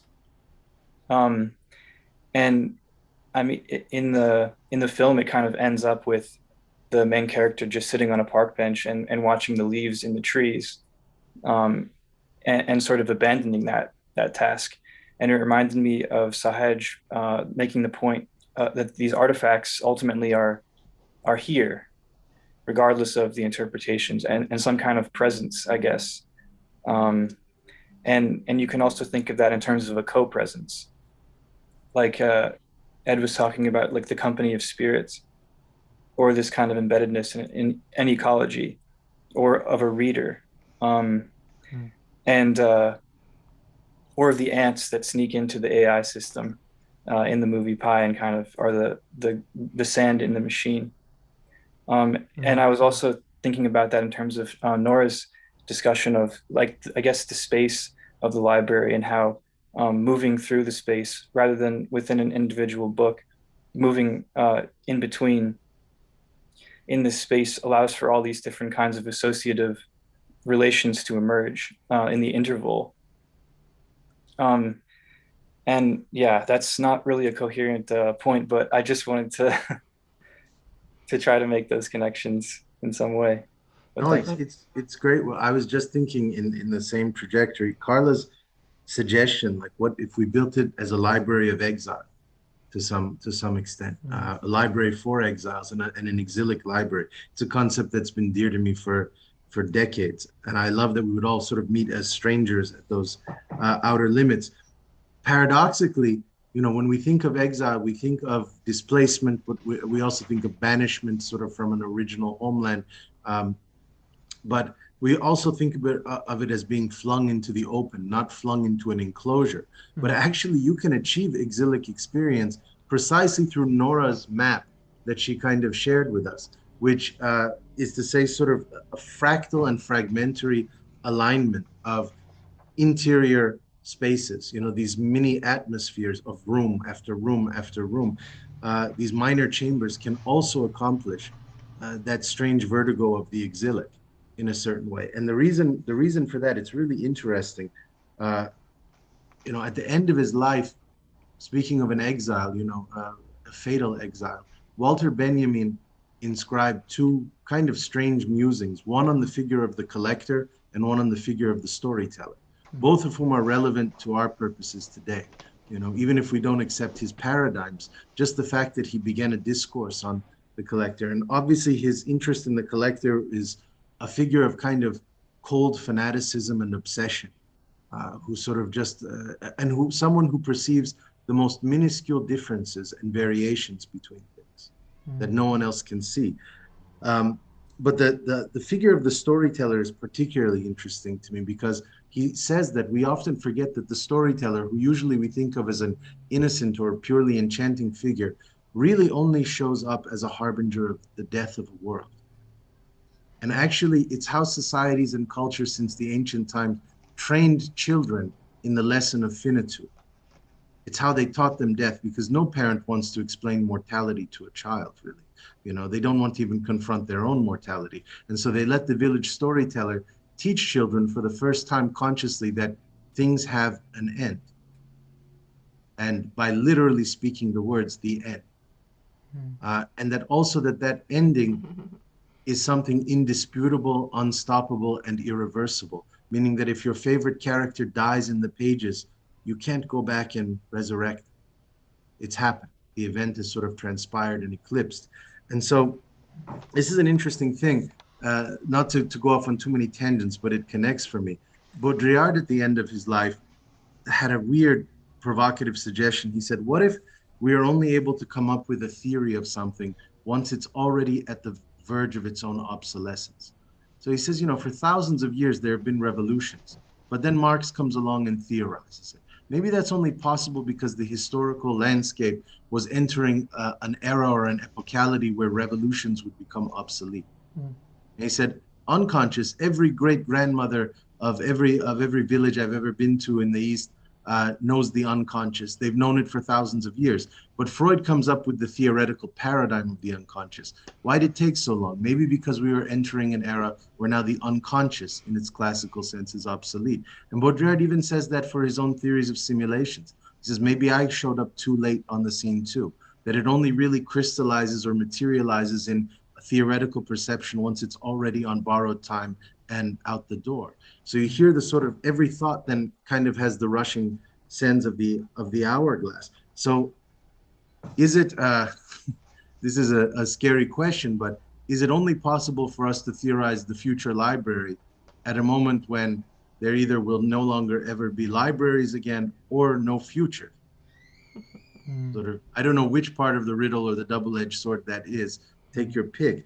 But the one thing that I got from all of this, and this connects Carla and I, our mutual love of Fernando Pessoa, you know, and his shape-shifting, amorphous sort of brilliance, is that if we thought of the Library of Exiles, as Carla called it, sort of our future library, Cosmological Archive, as a tactical space that trains one in masks and impersonation. So reading is becoming, to a certain extent, the way Pessoa saw it. Everything he read was a chance to steal techniques that he could inhabit, that he could articulate, that would allow him to personify a different masked persona in every sense. That's also a kind of cool existential spin because that's what, for me, a library of exile allows. Exile is not a purely negative sort of space in that regard. It's also what Michel Serres, Ed's going to get excited that I brought him into the game here. It's what Michel Serres calls the blank domino or the skeleton key, you know, or the sort of the wild card in poker, you know, and even Game of Thrones steals this logic, sort of that you have to become no one in order to become everyone, you know, and I think that's the god of many masks or something along that. I think they read Michel Serres and they lifted it directly from there. But that may be what our books function as too, in some way. Anyways, anybody had any further thoughts? I was just going to sorry, do you want to go ahead? No, go ahead, yeah. Okay. So just on the idea that, like, you know, we can sort of form an utterance or, you know, or maybe articulate an idea or a thought only when its sort of obsolescence is like kind of imminent. I see that quite like productive, actually. You know, I mean, for example, like, you know, if I could pronounce the end of empire, you know, like if I could use that as an incantation itself, that would become, I mean, it also plays like the other way around then, like, you know, because if you can use it in this way. In fact, I feel a lot of the questions that, you know, we are sort of even dealing with on a geological scale, on an ecological scale, economic scale, could be answered by this one incantation to end empire. And I know it sounds banal, but just to give you an example, like, you know, I mean, the largest amount of oil consumed by any industry in the world right now is the American military. So it's literally like one of, you know, a beast out of Cyclonopedia, Reza's Cyclonopedia, that is consuming oil in order to perpetuate itself. And just putting a break on that would like literally bring everything else in order, you know, and also have ancillary effects on, like, you know, how culture, sort of American culture kind of has this hegemony and things like that, but it'll sort of even out in other places. But yes, we'll be able to solve ecology as well. So I'm going to take what you said as an incantation and kind of pronounce it. You know, Sahej, I was also thinking across all of these conversations of a very strong image from what you described of the person seated, you know, presumably the corpse seated, and I was reminded of images I've seen of the kind of Buddha going through a period of mortification of the flesh, you know, where you see the emaciated body, but it's still alive. You see the skeleton through the skin, as a way of achieving a connection with something beyond the prison of the flesh. And the image of the seated human, I won't say the seated man, you know, although we often see this rendered as a male figure, but the seated human, there's a very powerful moment, funnily enough, in another Darren Aronofsky film. It's The Fountain. You know, and this is not I can't recommend this film without reservation because it's a very awkward film. You know, I have a strong memory. Carla and I used to visit my parents, and when my dad was still alive, we watched The Fountain with him one night. And I remember my dad was a very serious film watcher. And I remember him looking at us after the film finished and saying, like, why did we watch that? You know, and my dad is the kind of film person who, when we watched Sakharov's Russian Ark, said that was one of the most genius things I've ever seen. Let's watch it again. And he immediately started watching the film again. And if you've ever seen Sakharov and Russian Ark, you know that takes a serious film person. So for him to turn to us after The Fountain and say, why did we watch that? It was a very sharp, strong criticism on his part. But in any case, I still continue to love The Fountain, more as a set of images. And I imagine the treatment, the film treatment, not the script, but the film treatment written for The Fountain as a piece of genius, because it's a very beautiful meditation on some of the themes that we're talking about here. And you know, if you've seen the film, you remember it. The image of the seated human at the end is when, of course, Hugh Jackman's character in this future spaceship floating out near a protostar enters a state of meditation just before the star explodes. And he goes into a moment of ecstasy as his body is consumed by the explosion of the star. And the body is erased. But the body then cascades down onto a tree of life, which is dying, which is then reborn. And it's a very fantastic and beautiful image. It is a archetypal kind of meditation on this idea of being embedded in a rule system that then leads to one's awareness of the framework, or the bureaucrats who move through the library. You know, the bureaucrats who move through the library are often perhaps invisible, but here they come, rendered visible in a certain way by a certain set of events or incidents in the narrative.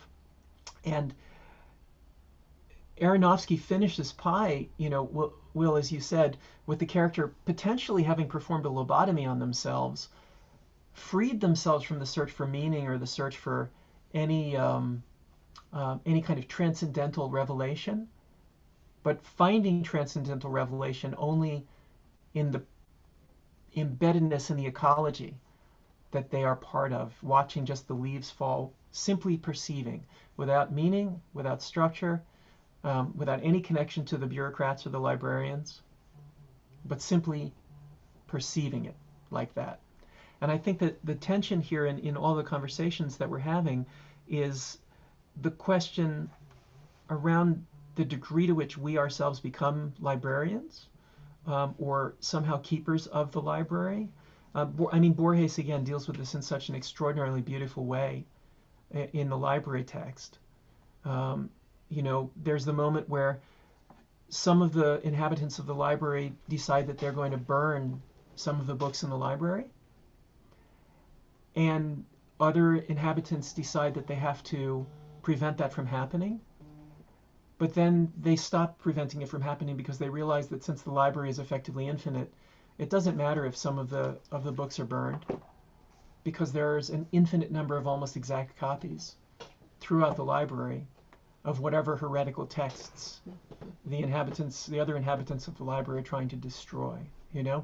And so I guess the point that I'm trying to loop back around to here is the question of the degree to which any of us can place ourselves with agency in relationship to the framework that constructs the library, whatever that library is, the framework that we can then alter, whether it's as readers, Nora, as you unpack beautifully, whether it is as archaeologists who discover a previous framework, Sahej, whether it's as all of us, perhaps sea snails will, right?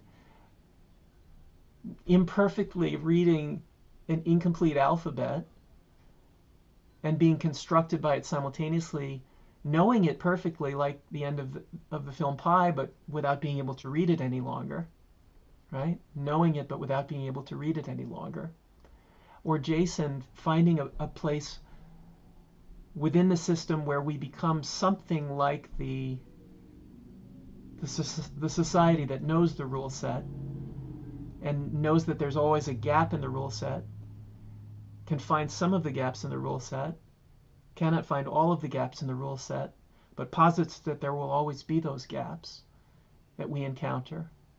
And I think in Carla's presentation, the tension or the connection between the waste isolation pilot plant image, how can we take something and embed it for hundreds of thousands or millions of years deep back into the earth, a supposedly safe place, yet recognize that we always have to have a bridge to that archive. And the bridge to the archive are these fantastical, whimsical, engineered creatures, the ray cats, the glow-in-the-dark cats, which hopefully will always tell a future reader of the library, or a future librarian even perhaps, that something is afoot in the library. There's some connection there you haven't sensed. Again, we're all sea snails moving through the library at this slow pace, partially reading it and partially only sensing it. But there are these clues, like the ray cats that wander around in the library, that let us know there's something going on here. And so I feel, again, to wrap this up, for me, one of the interesting questions is the degree to which we have to render visible this question. So we have a conversation for a few hours about this, and we each, in a refractory way, we render this question visible. But then the question is, how much beyond this kind of investigation do we need to go? Because at the end of the Walter Benjamin text, The Task of the Translator, Jason, as I know you remember, the implication is either that the perfectly translatable text is the divine text, or the divine text is perfectly translatable because it's completely untranslatable. And so we're left in this position of suspension, again, will, like the sea snail, where even Walter Benjamin is a kind of a sea snail in relationship to the divine text, understanding it perfectly, but unable to utter a single word, even though understanding it perfectly. So it feels like there's this great tension. This is a very old, conundrum that I think that all of us know has been dealt with for thousands of years. Do we go beyond this meditation here? Is this enough of a meditation? It's like the alchemist in the end of one of Borges' stories again. The alchemist refuses to divulge any secrets. There are no secrets. And then left alone in front of the fireplace, the alchemist takes the rose, and the rose blossoms back to life.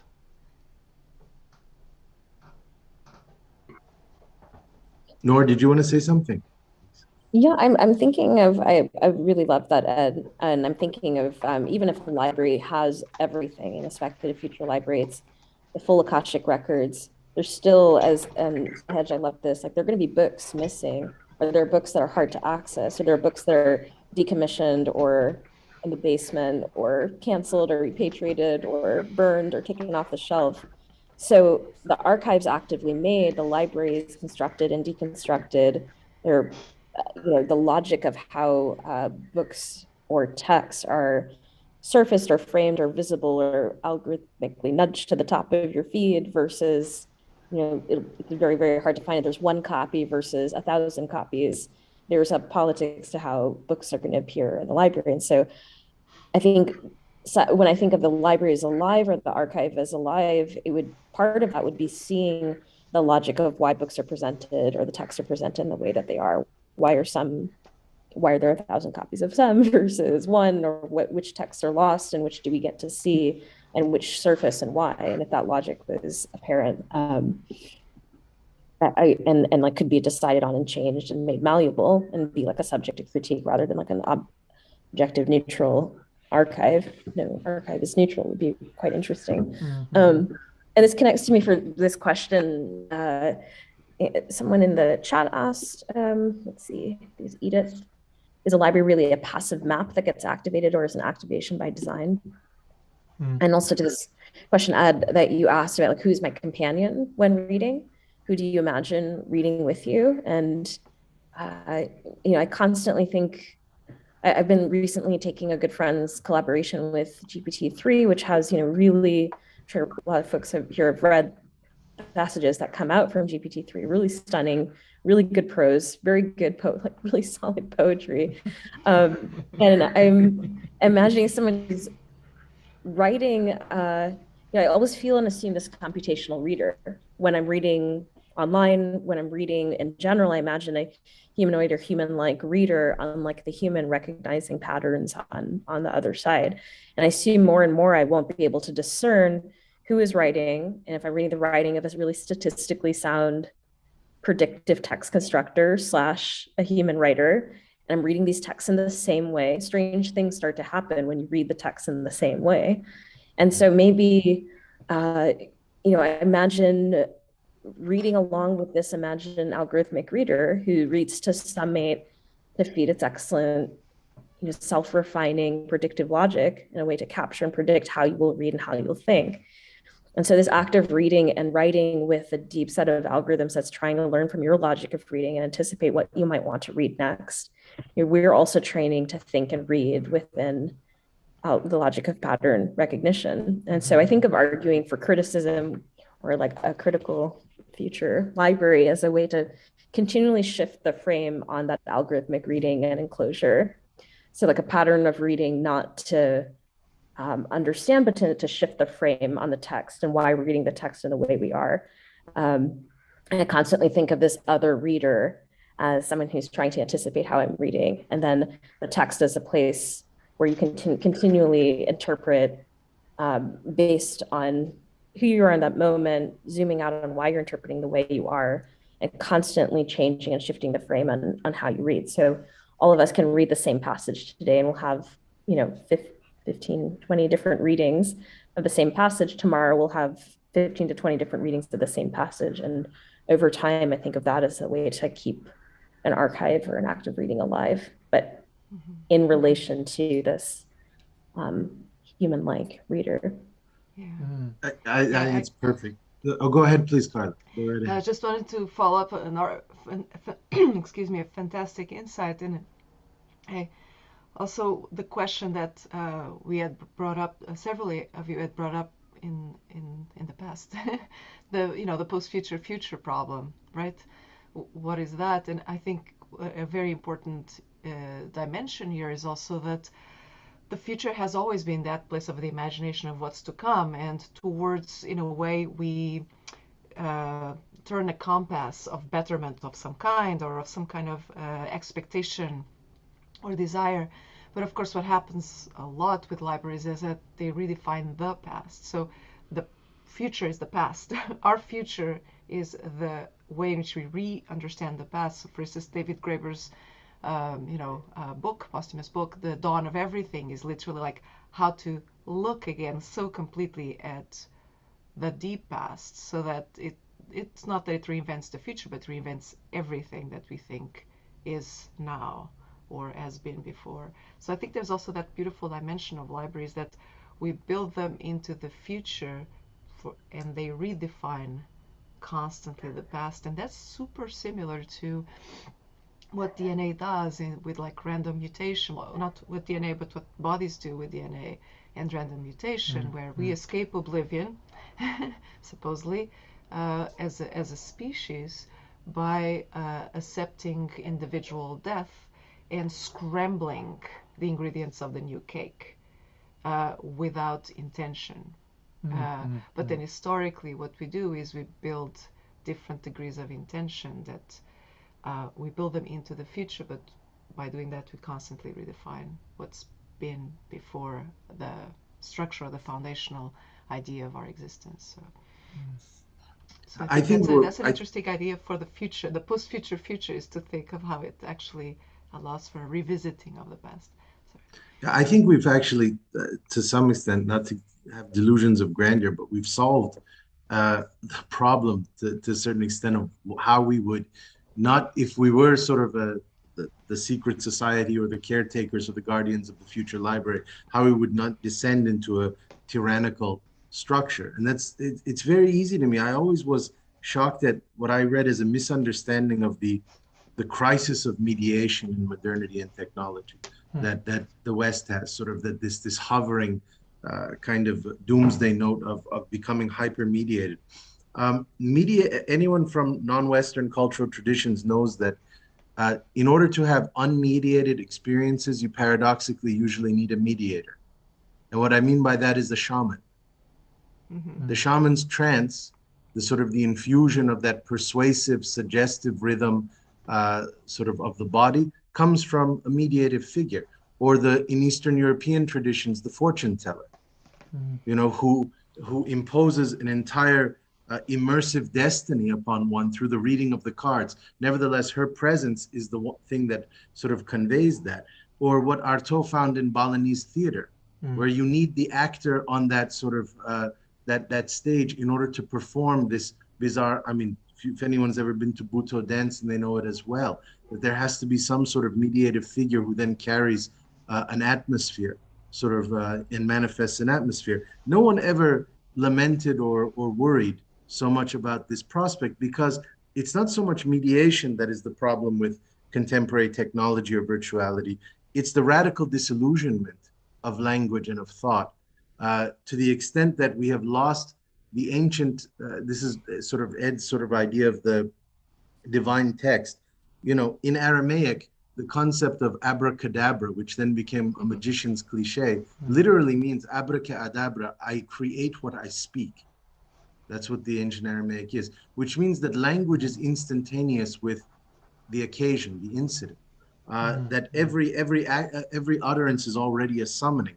And you can think that there's a subgenre of non-Western texts. I love this. In South Asia, Sahej probably knows some, Nora probably knows some of them. In the Middle East, in these places, books that supposedly upon reading them, or songs that upon hearing them will kill you, will stop your heart or paralyze you. And they function as spells. And spells too are instantaneous sort of transformative power, but they're composed by sorcerers or by medicine women. So there's again a figure that is sort of doing this. If you even think about, just quickly, Dostoevsky once described the first time that he went to the Pietà, the Michelangelo statue of Mary holding Christ after the crucifixion, and he fell into an automatic epileptic seizure on the ground. It took them an hour to awaken him from that. And when he stood up, he took that as an affirmative experience. A lot of people don't know that the Prophet Muhammad from the Islamic tradition was epileptic, and that he would first emerge from the caves of revelation sputtering these paroxysmal, spasmodic utterances, which still haunt the texts of the Quran. If you look, there are always these three phonemes just hanging sort of at the top, and no one knows what they don't spell anything. Those were the sounds of his tongue sort of gesticulating in his mouth when he would arrive down from the mountain. And so, and to me, again, you can achieve secrecy within transparency. The true secret, this comes from a friend of Ed and I, Dejan Lukic. He always says the pure secret is the one that when revealed is even more enigmatic. And notice that the only genre that does that and that still keeps the idea of instantaneous language becoming event is horror. So horror films, they say, don't say Candyman 3 times. Don't say Bloody Mary 3 times. Even Harry Potter has that element of he whose name cannot be spoken. Yeah. Right? So this is an interesting thing to me. And for me, then, the final resolution is that the way that we can be a secret society of the library and not degenerate again into a hegemonic structure is to just ensure that every master figure here, every shamanic figure, every fortune teller sort of has their own atmosphere, and that there's a premise of radical difference, so that as someone oscillates from room to room, they're exposed to drastically divergent propensities and sensations and desiring universes and sort of logics of thought. Then you get, that's again why I return to the idea of the carnival or the circus, you know, or the masquerade, which were always favorite paradigms of anarchism, even in the 19th century, precisely because you can create an atmosphere. The carnival feels like not a unified, but a Deleuze and Guattari call it a plane of continuity or a plane of consistency. You can achieve a plane of consistency. You're at the carnival. But the liberating thing is when you enter it, you ask your friend, what should we do first? Because there's no rhyme or reason. There's no sequence that you have to particularly follow. You could start from anywhere. The same way you can start 1,000 plateaus from anywhere, presumably, from any page. And so if we constructed ourselves sort of with the burden of making sure that we were as radically unique from one another as possible, you know, sort of that might be a good way that we could still have our cult and not worry that we would become despotic or oppressive. Well, I'm remembering, of course, that shamans needed a chain around them with someone outside to pull them back in case it was in the moment of summoning or summoning or reacting to some kind of other possession, they would be too attracted to it, I guess. I didn't know that. It's fascinating. Yeah, real chains, like someone would be like a rope, like someone would be outside the room pulling That them. is great. Holding them, a harness. Yeah, that reminds me of the image in. I always think of these extremely B films that I think some of the people here will remember. One of them is Mouth of Madness, and the other is this is fantastic image in the science fiction film where the ship comes back from another dimension, haunted and corrupted, and the name of the film has just escaped me. Somebody help me out because I know you know this film. And when the human crew first comes to the event horizon, thank you, Andrew. Exactly. My God, I can't believe that jumped out of my head. When the crew first starts exploring the event horizon, this younger astronaut, whose nickname is I think Baby Bear, he goes into the place where the black mirror at the center of the apparatus is, and he gets pulled in. And of course, he's on a kind of an umbilical cord, so he's pulled back out. But his mind has been somewhat destroyed by the experience of the encounter, you know, or the image of the soothsayer in Rashomon, I think. Not that she's on a lanyard to be pulled back, but the fact that there has to be a frame around the soothsayer or the shaman that grounds them in some way and renders them intelligible. I don't know, you know, Jason, also this just jumped to mind when you mentioned the divine text as utterance, you know, for example, Muhammad. And from what I understand, the emergence of modern frequency analysis in cryptography had at least part of its base in the attempt to attribute authenticity to specific texts to differentiate them from apocryphal texts or spoken words from Muhammad.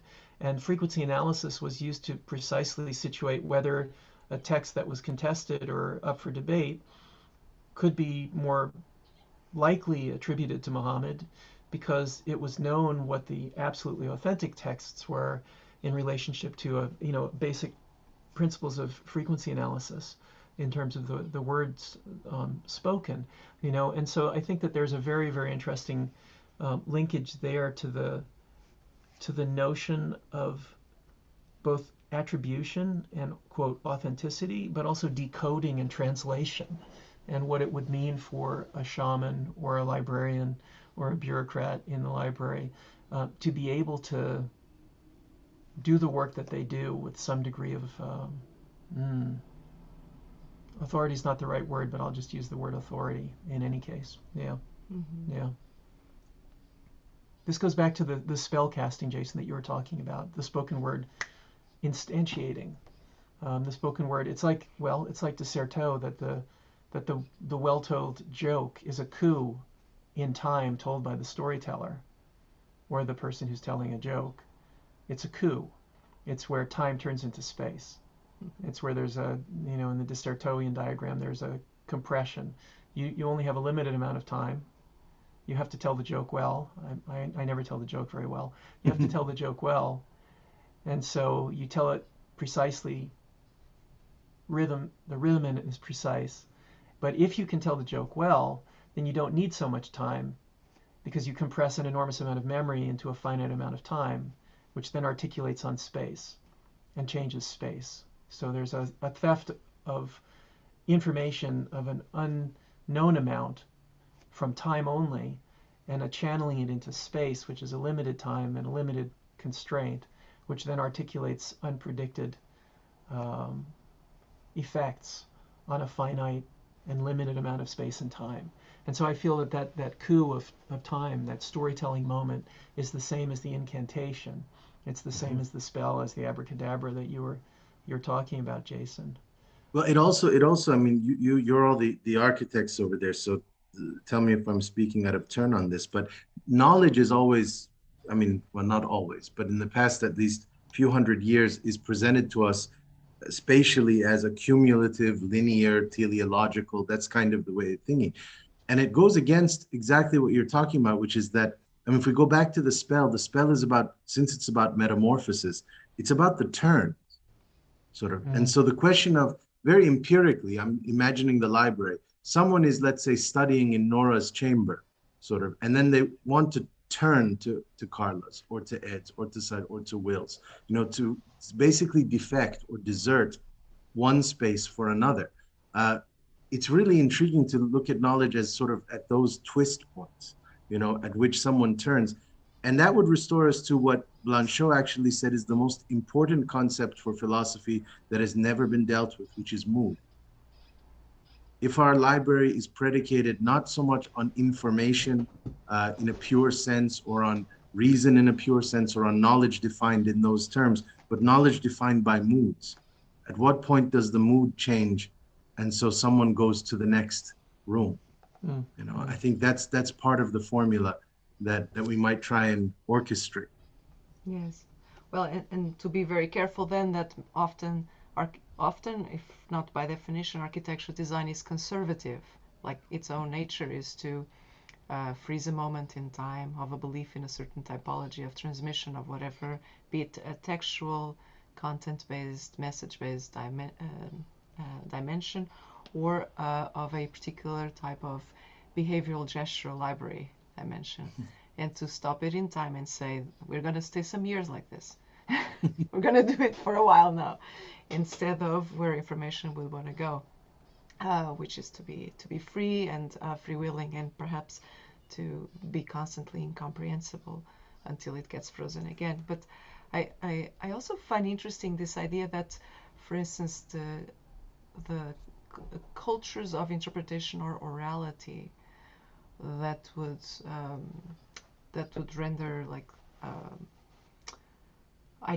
ideas of words into something, into space. So a culture of storytelling that allows for more freedom of association to exist would be supposedly completely against books, like the problem of the paradox of the dialogues. Like no one that really believes in dialogues would ever allow them to exist in a book, because if a dialogue is true, it should be a fight, like almost to death.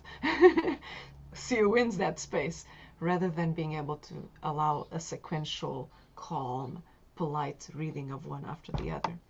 And so that idea of the conquering of space, also of orality and information, I think subintends immediately a completely different idea of what is really happening in the bodies than what, for instance, a book or other kinds of engravings, like, again, conservative engravings, like in a building or so, actually then submit them to. So I think that's why, I found really, I don't know if someone's brought up the cats that we all unscripted brought to the conversation, starting by the beast with head. I didn't know he had a cat, by the way, even though we're brothers in pandemic, or sisters. And you have the lion beast, and then Nora's jaguar, and recognition, the moment, always about these, the kind of liberating moments of incomprehension. And of course, the meow. of my presentation that felt so cozy. I thought, like, I'm bringing cats to this conversation. I hope I'm in the right mood. And of course, they kind of created the nice bed for it to happen with their felines. My cat suddenly didn't look so wild anymore. And of course, it continued with, Sahej is a geologist of the inert and the biological. So, but of course, we brought cats. Donna Haraway brought the companion to reading, I think, the companion species with dogs, and I think in a way she's talking a little bit about the same thing, what we learn from that experience and from that kind of partnership, which subintends that there is a training of both parties in the fact that they do not understand everything, but we learn it from that incapacity to completely communicate through what we think is language. So I think there's a lot of books in there. This, one thing I learned late in my intellectual career is that sometimes you don't have to choose. You can actually, which is what I'm saying, we could steal all the best possibilities and powers and vitalities that come from speech and text. So the things that you're saying, that speech, the oral sort of, there could be oral dimensions of life where certain books or certain sort of ideas are only communicated sort of through ritual orality, while others are textually inscribed. We also forget that monastic orders explored sort of ideas through silence, which is a kind of a fascinating third orientation there. And even Beckett was obsessed with the quest of writing as a writing towards silence. And so that's even another thing, that could we build silences into the processes of knowing here? But I would want to keep texts for just one reason, which is that, texts allow you to cheat. They allow you to embellish and exaggerate, expand and distort traditions. So if you think even about, just to kill one of the sacred icons of Western philosophy in this, Plato's resuscitation or transliteration of the Socratic dialogues is a complete fabrication. No one has, unless he had perfect memory, recollection. These are done in the aftermath of the death of Socrates. They're composed, which means he's sitting there in the solitude of his study, inscribing these dialogues that no human being on earth could replicate in their authenticity or their perfect accuracy. And he knows that. He's not so sort of trivial a figure that he doesn't recognize, which means that he intentionally inserts sort of his own fabrications. He insinuates his own, where there are holes in his memory, he fills the gaps. Where he thinks his master was flawed, he corrects the flaws, and so the texts allow, and even Talmudic processes know this. You have one story in the Torah, and then you've got 5,000 Talmudic rabbis who have commented on it, and so there can be a contagious kind of frenetic fever dream process to textualities if the tradition is built upon, in a sense, if it allows that, rather than the reduction or simplification or suffocation to a one-dimensionality.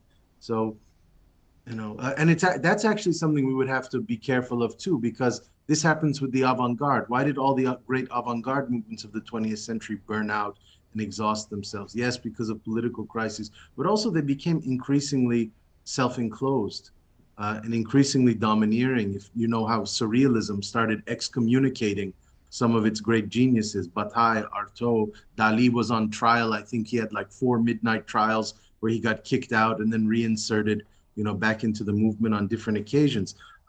It's because there became an increasing insistence on getting it right, on having the right version. I've always said this too, not to keep rambling, but in the Islamic tradition, the Prophet Muhammad ascends to this cave, as I mentioned earlier, and then at some point just stops going to the cave.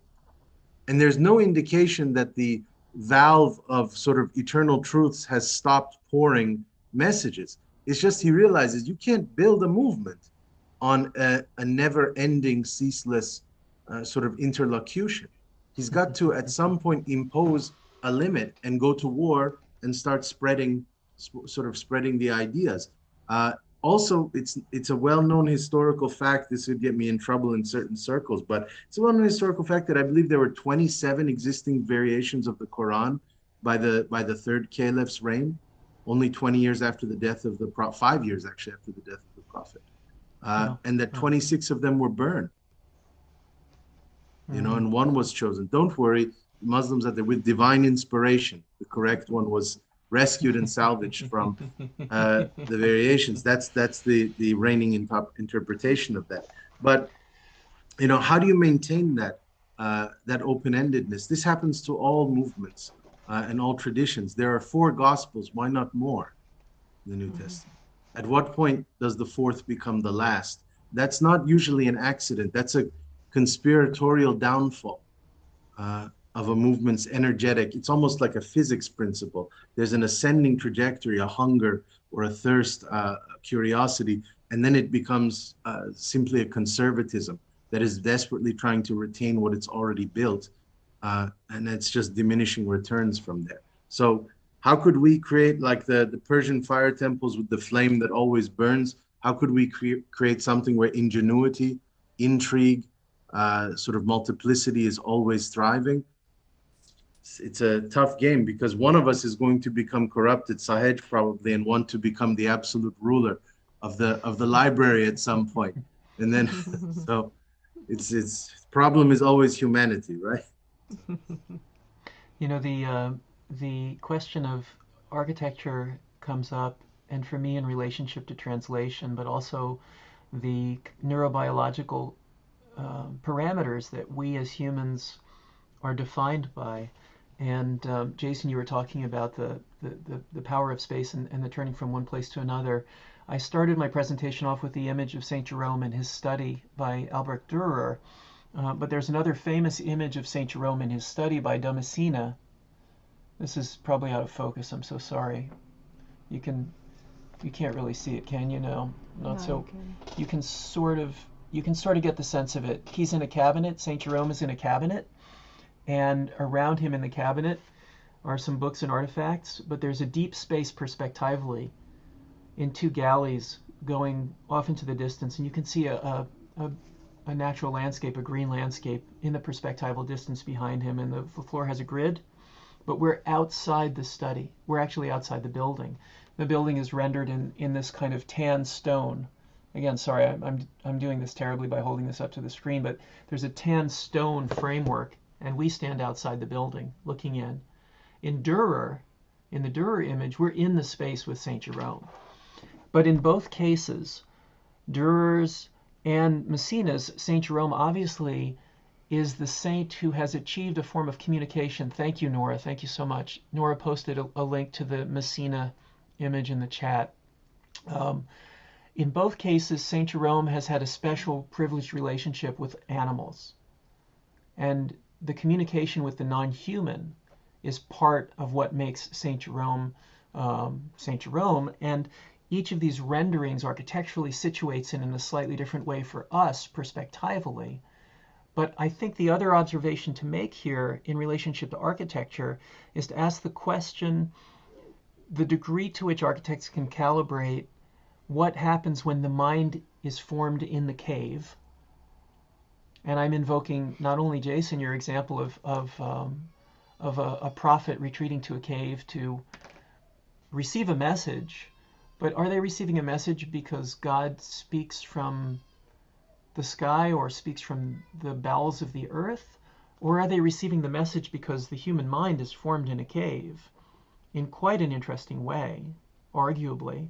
And we could go back to Julian James, or we could go back to others who've written about the mind in the cave quite specifically. Think about the Chauvet Cave, Herzog's beautiful film on it, Cave of Forgotten Dreams, where Herzog argues that the paintings on the walls of those caves 30, 40,000 years ago were proto-cinema, made by people who were in a tight dialogue in the Julian James bicameral mind sense, or in the Lukashian sense of the integrated civilization, were in a tight dialogue with multiple voices of God. And not just one voice of God, but a kind of a dithyrambic, continuing, heteroglossic communication with the voice of God. Because the human mind and the human body and the human ears and our senses of smell and touch and sight, when in the cave, go through that kind of transformation. And so I think that there's a very interesting question to be raised here about the architecture. I'm following the prompt that you gave, Jason, the architecture of the library in relationship to what it does neurophysiologically to a human, a baseline human. And of course, Nora, you talked a lot about the experience we would have as something kind of other than a baseline human, wouldn't it be? Because of the way that we co-read and co-analyze and co-create as we are followed by the external observer that you described a little bit, Nora. And so I wonder about the function of architecture and whether we imagine it around a baseline human neurophysiology, or we imagine an architecture that would be suitable for a non-baseline human physiology, neurophysiology, or as some people in the chats have suggested, to go beyond this question of architecture entirely, or reframe it. I think this was Andrew McCarroll's comment, to dispense not entirely with the emphasis of the library on needing an architecture, and instead it would be an action or transaction, like a peer-to-peer sharing network or a reading practice. And in that sense, I think that the model of that is quite beautiful. Obviously, as architects, we think about that sort of stuff all the time, and we imagine what it would mean to take a quote non-baseline model of architecture as a interface, as a techne, and then to import it around those models that are non-standard. But it could be interesting to go beyond that. Although that thinking is architectural, It unfortunately. is for the architects. How I to think do a it is, library, but it's not like a library. Yeah. Sorry to interrupt. Well, I think actually that's a perfect transition. We're almost out of time, and we might want to give people a few minutes to the next panel, which will be following this, in which a computational architect, Asad Khan, will reveal and showcase images from an actual design of sort of the future library. And so we'll see. And it actually, Nora's quite prophetic as always, that when she says a library at the edge of a glacier or on a coast or a low-lying plain in a city, this is exactly what he has devised for our purposes. So we have a nomadic kind of phantasmatic library that moves with us. So we'll get to see this if you all just will stick around. The opening video trailer that will show 3 of the first zones that have been mapped out will be shown now. Ed, do you want us to then give people about 5 minutes and then have them come back for the second, or did you want to? How do you want to run things from here? I think it would be good if we did take just a 2 or a 3 minute break. And I'll keep we won't close the session. We'll keep the session going, but maybe we'll all stop video and mute, and return in just a few minutes. I see messages popping up in the chat here. Thank you, Nora. Yeah. Thank you to everyone, and please do stay around at least for the first few minutes of the next panel. It's something mesmerizing you're going to see. I promise you that. It is. It's beautiful work. So let's take just a 2 or 3 minute break. Yes, Sahej, yes. No, I was just saying thank you. This was like really an honor to be part of this, like conspiring. Likewise, yeah. Outstanding as expected, everyone. Thank you so much. Thank you very much. It was wonderful to see your presentations. Yeah. Okay, so we'll be back in 4 or 5 minutes. Perfect.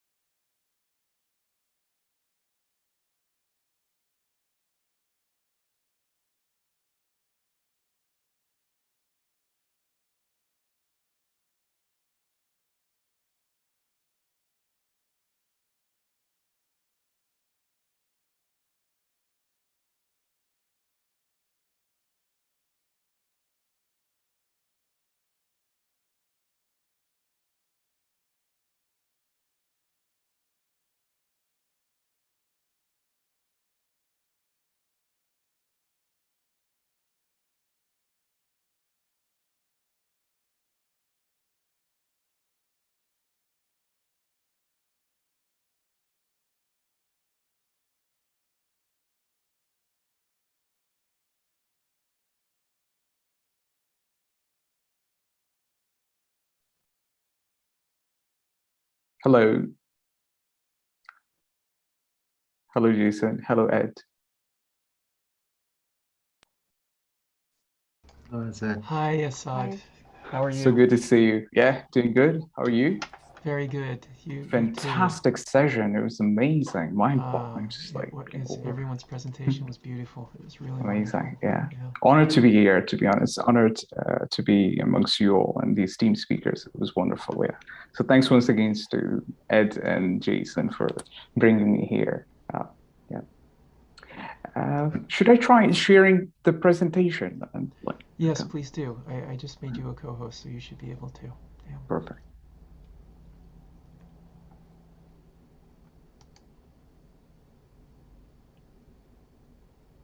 Yes. Looks beautiful.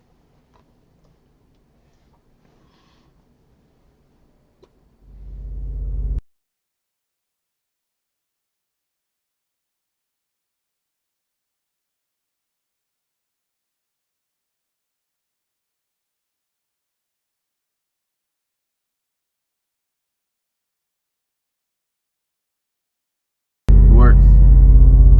But I'm hearing into the. You might want to stop it though. You're going to ruin the surprise for me. Right. Sorry about that. Yeah. That's great. Perfect. I couldn't see you, Jason. Yeah, sure. All right. It sounds very good. It's coming across very clearly here. Yep. Perfect.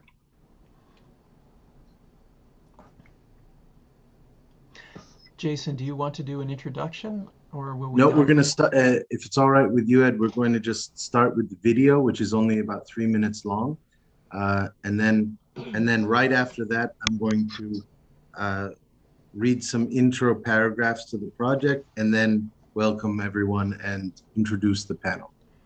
That sounds wonderful.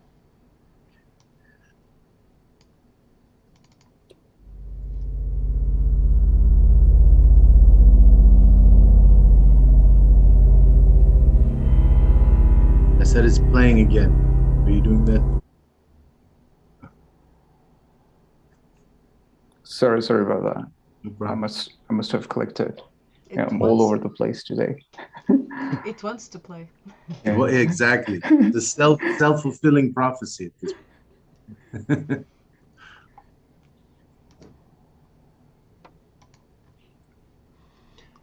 I think we can resume anytime you guys are ready.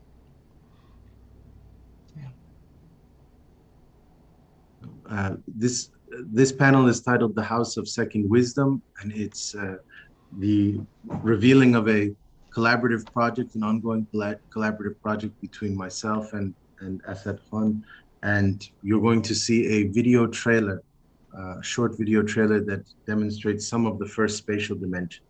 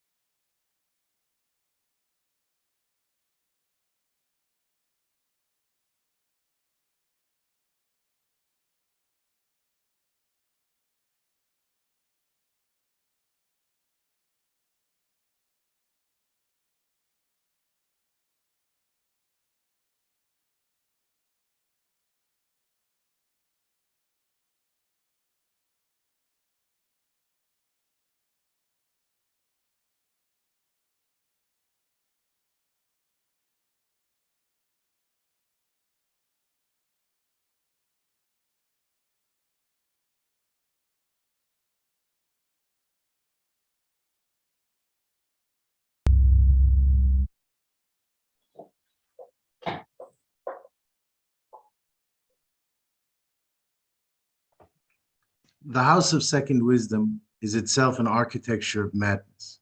It is what happens when halls of stone are handed over to those mercurial archmasons who blur the lines between materiality and immateriality, forgetting and return, enlightenment and incineration. Here all things hang in the delicate balance of a certain oblivion. A future library, though more a whirlpool of pseudo-contemplations, inhuman figments, or secrecies found only at the outer edges of time, space, and appearance. Its many bookcases function as both quicksand and portal, resting one across the radical elsewheres of consciousness where debris images, ash, and territorial silhouettes reign supreme. Each site a rare metamorphic chasm, each sector an elaborate philosophy of the turn. The first House of Wisdom, or Grand Library of Baghdad, was a palace citadel said to contain millions of volumes on the most elusive subjects: studies of light and shadow, scientific treatises on optics and mechanical devices, anonymous descriptions of talismans and heretical mysticism, astronomical diagrams and maps, fantastical bestiaries, and the 7-tome Book of Animals, while also being the primary meeting ground for alchemical circles, calligraphers, storytellers, translators, astronomers, and secret societies. During the siege of Baghdad in 1258, invaders razed the immense circular structure of the House of Wisdom, and its countless bound titles were thrown into the Tigris River until its waters ran black with ink. So it is that the excavation of an iconic bygone edifice, the House of Wisdom, now becomes a neo-hypothetical architecture of hidden cellars, labyrinths, and disintegrating corridors of thought, the House of Second Wisdom, a dystopian archive, half burned, half drowned.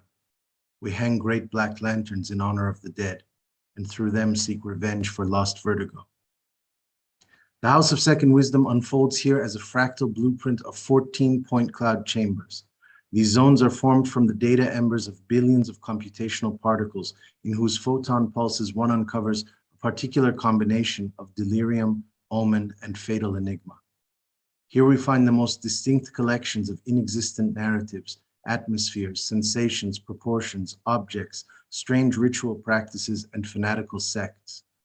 Every room is diabolically fashioned by the elders standing behind the curtains, and yet every sanctum is also a trapdoor of chance and fugitive breath of distortion, the other infinity. Moreover, each of the 14 chambers fixes their own set of prices, meaning that they will cost you certain forsaken dimensions, and rewards, meaning that they will bestow certain exceptional powers, alongside their own unique visions of the ends of worlds, the inscription of a potential apocalyptic destination found buried in their compendia.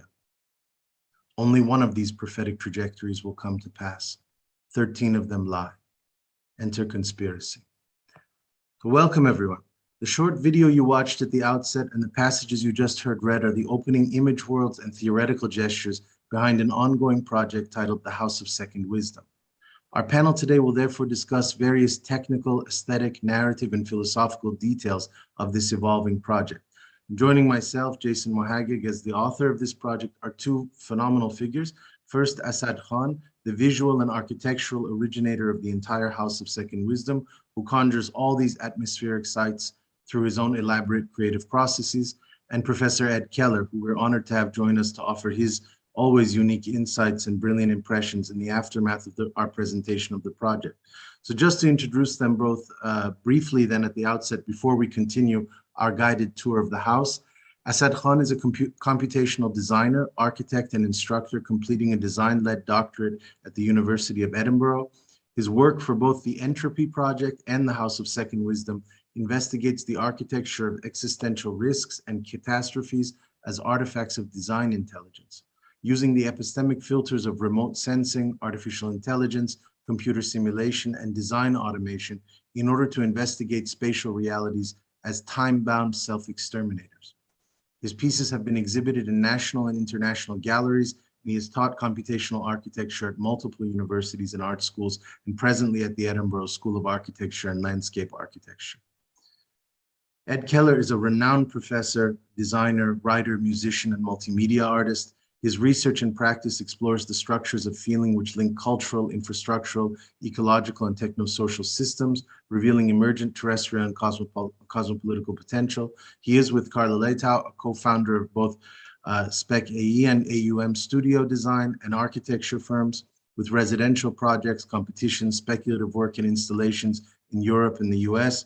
He has taught architecture, film and media and technology since 1996, and just my own intervention with some of the most fascinating and mind-blowing classes that I've ever seen syllabi for, by the way.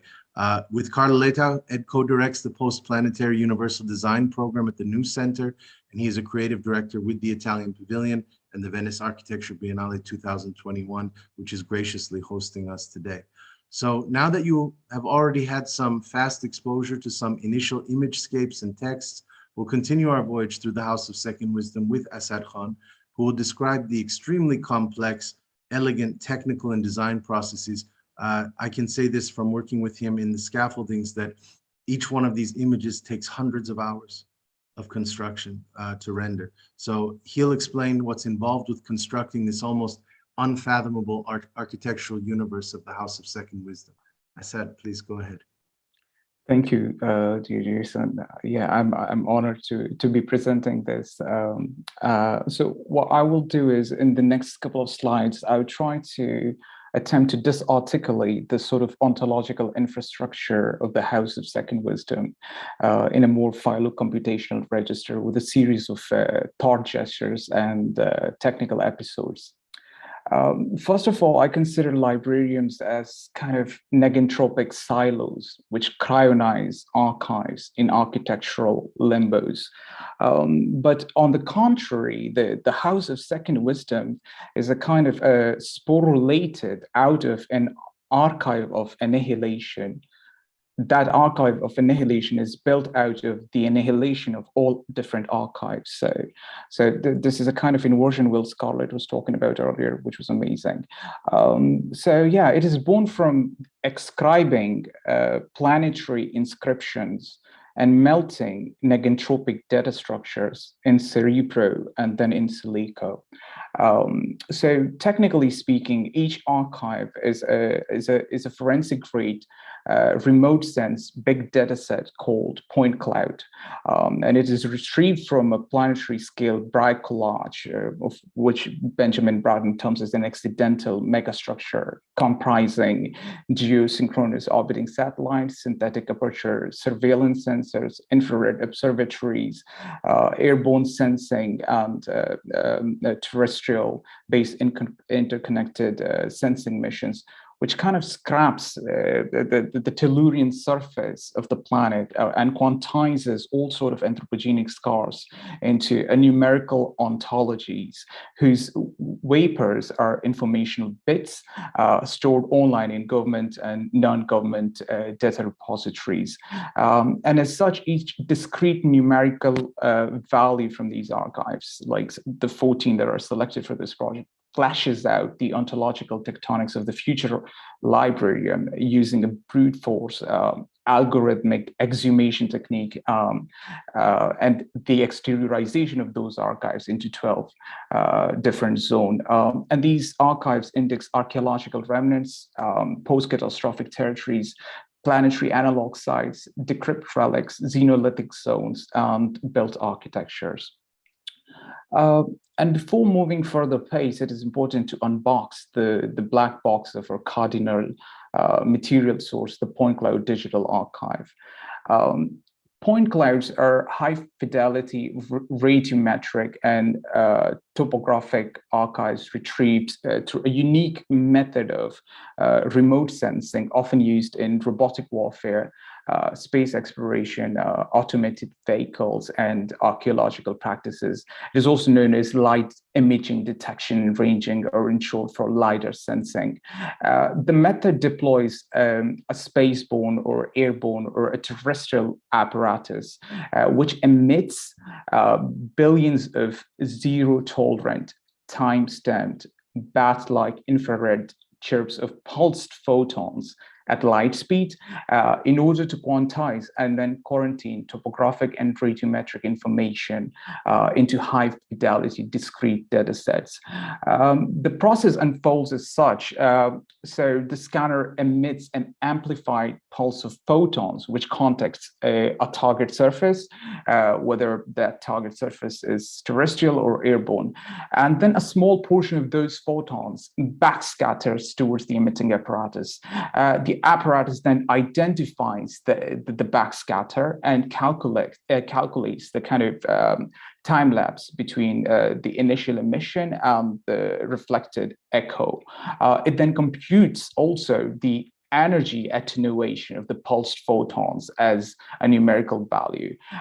From thereafter, the emitting apparatus computes the backscatter location from where the echo originated using the pulse speed, which is at light speed, the origin of the pulse, which is where the scanner is placed, the pulse direction, and the travel time. And it makes it into a sort of geometrical problem to compute the echolocation.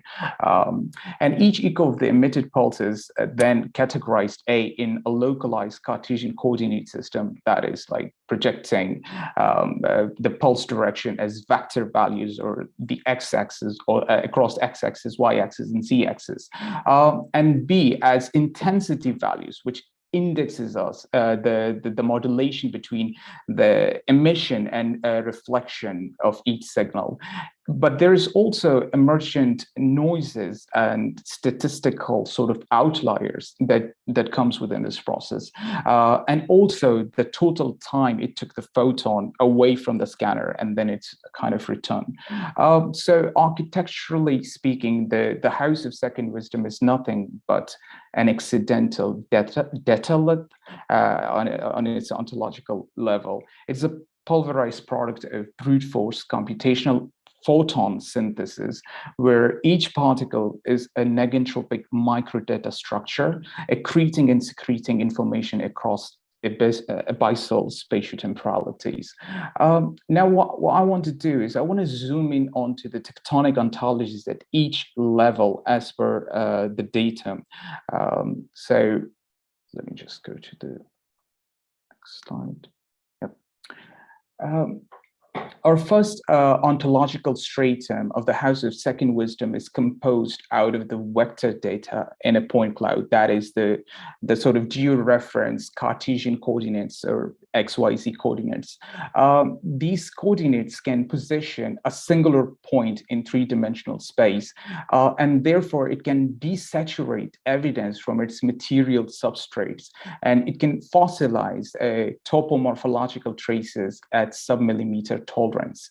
As such, the Cartesian echolocation is nothing but a process of territorial dehydration from all its word zoological, contextual, and sensorial ingredients. It is to excarnate properties and to refine a model out of the quantized remainders of photonic chirps and surface interaction. This subtractive ontologization is integral to archive a self-lacerating planet, further catalyzed through anthropogenic acts. Some 100 years ago, the paradigmatic paleontologist André Leroy Gourhan spoke of an earth book that contains geoagential traumatic inscriptions.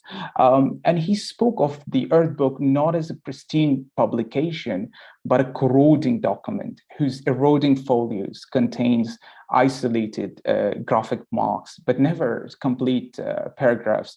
And then Leroy Gourhan warns us that none turns, in a quote, none turns the pages and concentrate a paragraph anew already read.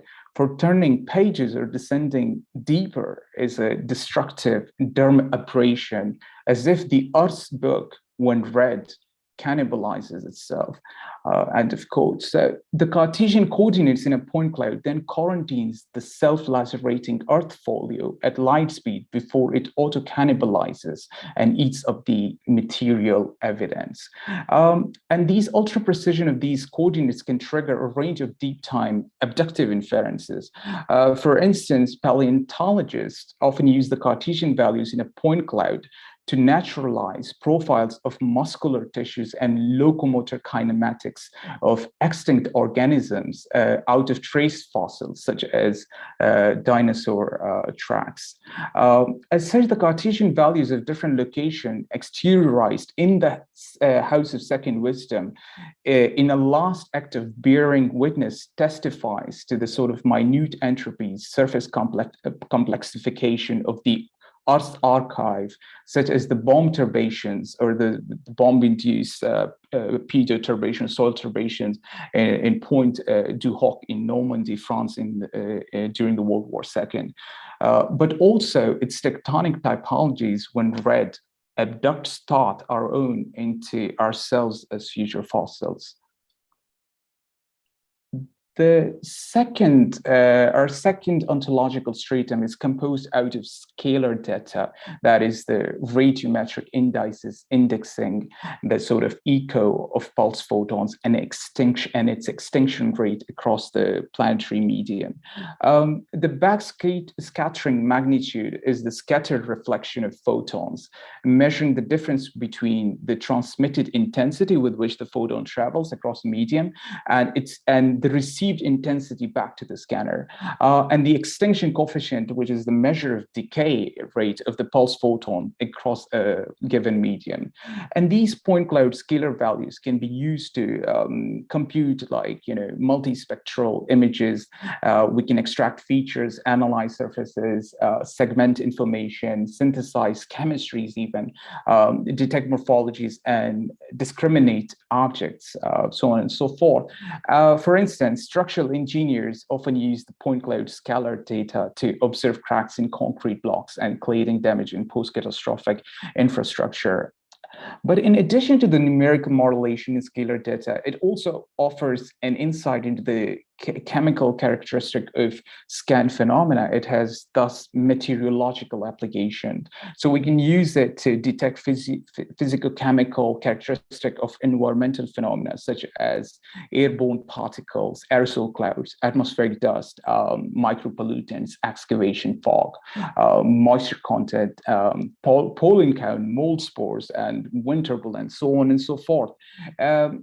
For instance, on Mars, Percy, the rover, he sniffs scalar values to triangulate the chemical and morphological features of dust devils, which is interesting. So in built architecture, the radiometric values can also index the patina of surface-borne micromaterials, bio and abio signatures from walls and stuff. For instance, Edmund Locard, the pioneer of forensic science, he describes dust as cracked particles with variable size comprising anisotropic materials with a preferred orientation.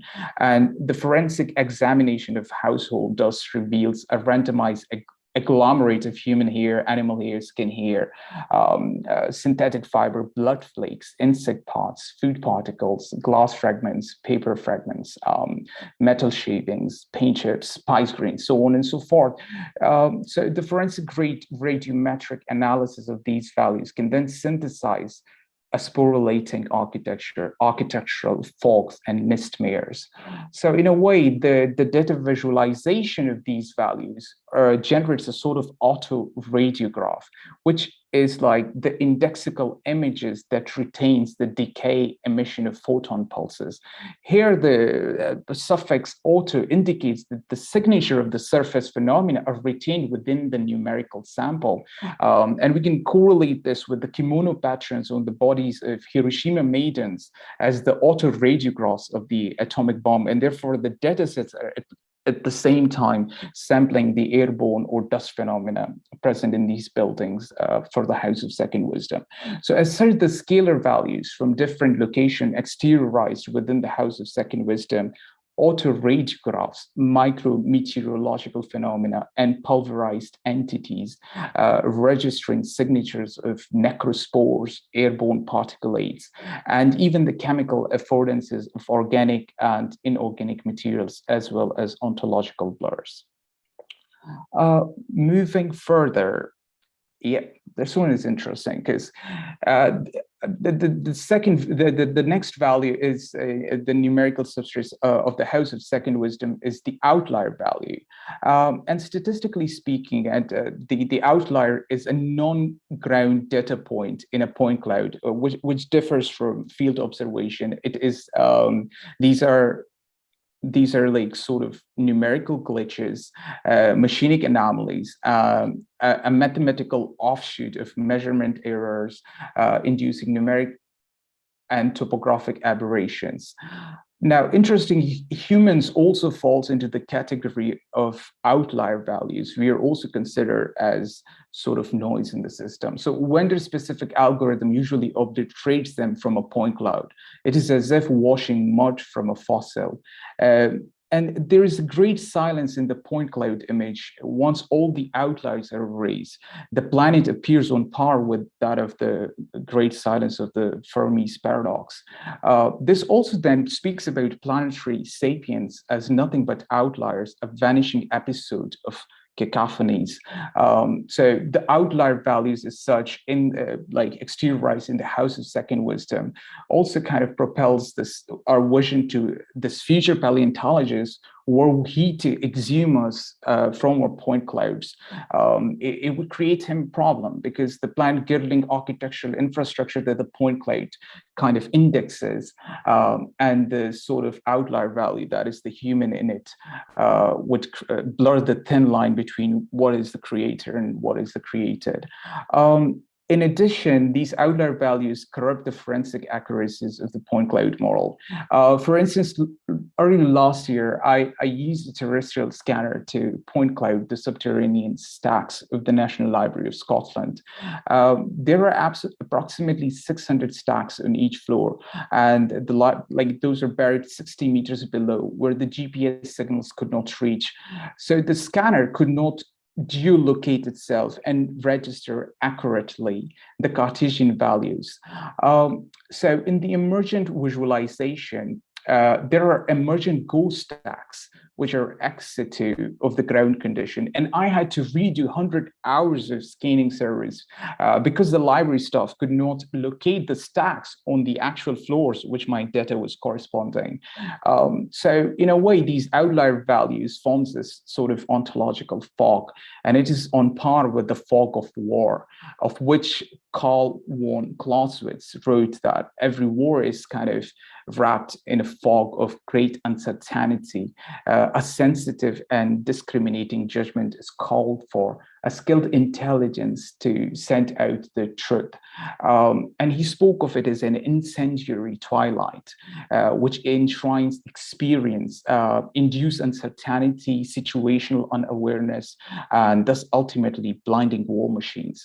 So there, in this incendiary twilight of the point cloud, there is this indetermination as all entities sort of coalesce into a blur architecture. Now, to adopt to this sort of radical blindness, one must organize the algorithmic war machine that sends out some form of truth from the point cloud.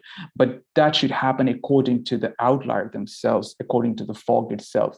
The practice of computing then the architecture of the house of second wisdom out of the different point cloud archives with the outlier values is nothing but a veritable meteorology of war.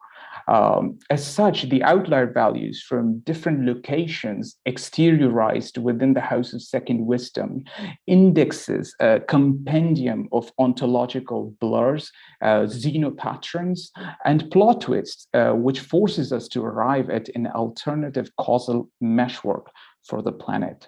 Now, the last ontological stratum of the house of second wisdom is the time of flight values.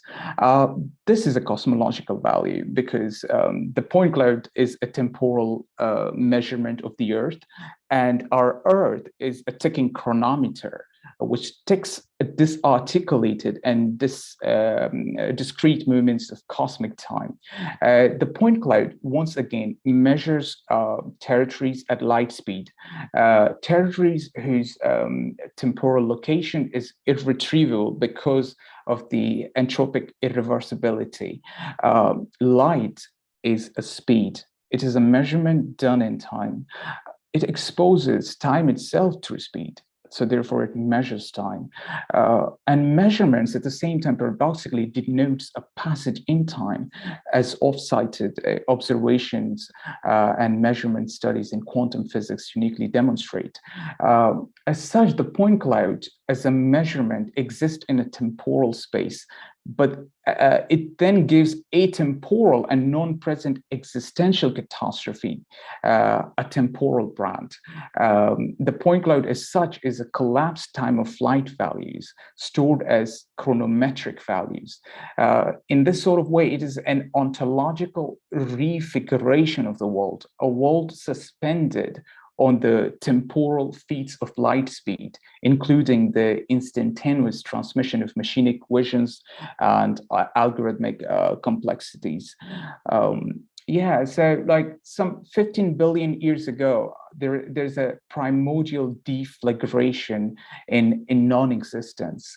It is a rupture in the non-continuum out of which churning everything emerged, and the astrophysical continuum, stretching farther into the heat death, the ultimate crash site of its temporal parameters, or the time barrier. So light, once considered as the cosmic illuminant, when measured at a finite speed at a blistering 3 multiplied by 10 raised to the power 8 meter per second, dimensions the once infinite and eternal universe in spaceless light years. Nothing moves faster than light, at least according to Albert Einstein's special relativity, because to exceed is to become massless or move backwards.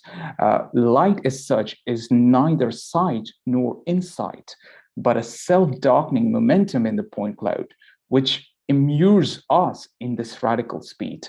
So it constitutes this sort of ultimate barrier for terrestrial intelligence, or so writes Hans Blumenberg, quote, an insurmountable wall constituted through light speed denied man an existence which is cosmic importance.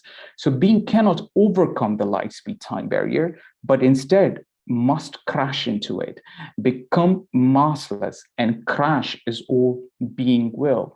The house of second wisdom is the crash site of pulsed photon. It is born of slowing light speed in a catastrophic limbo. The world suspended in a point cloud disarticulates at light speed, and light speed ruptures distances when measured. Distance, on the other hand, invites temporal navigation. As such, the point cloud neither presents the chronological understanding of time as instant, nor its ontological understanding as duration. Instead, it indicates asynchronous quantities, irreducible to experiential time. As such, the time of flight values of different photonic chirps across different planetary locations exteriorized within the house of second wisdom indexes a chronopedia, to borrow a term from Michel Serres, a temporal melange of speeds, unbinding our chronoception from the entropic model of time to which existence is tethered, while binding us to light speed, which existence struggles to overcome.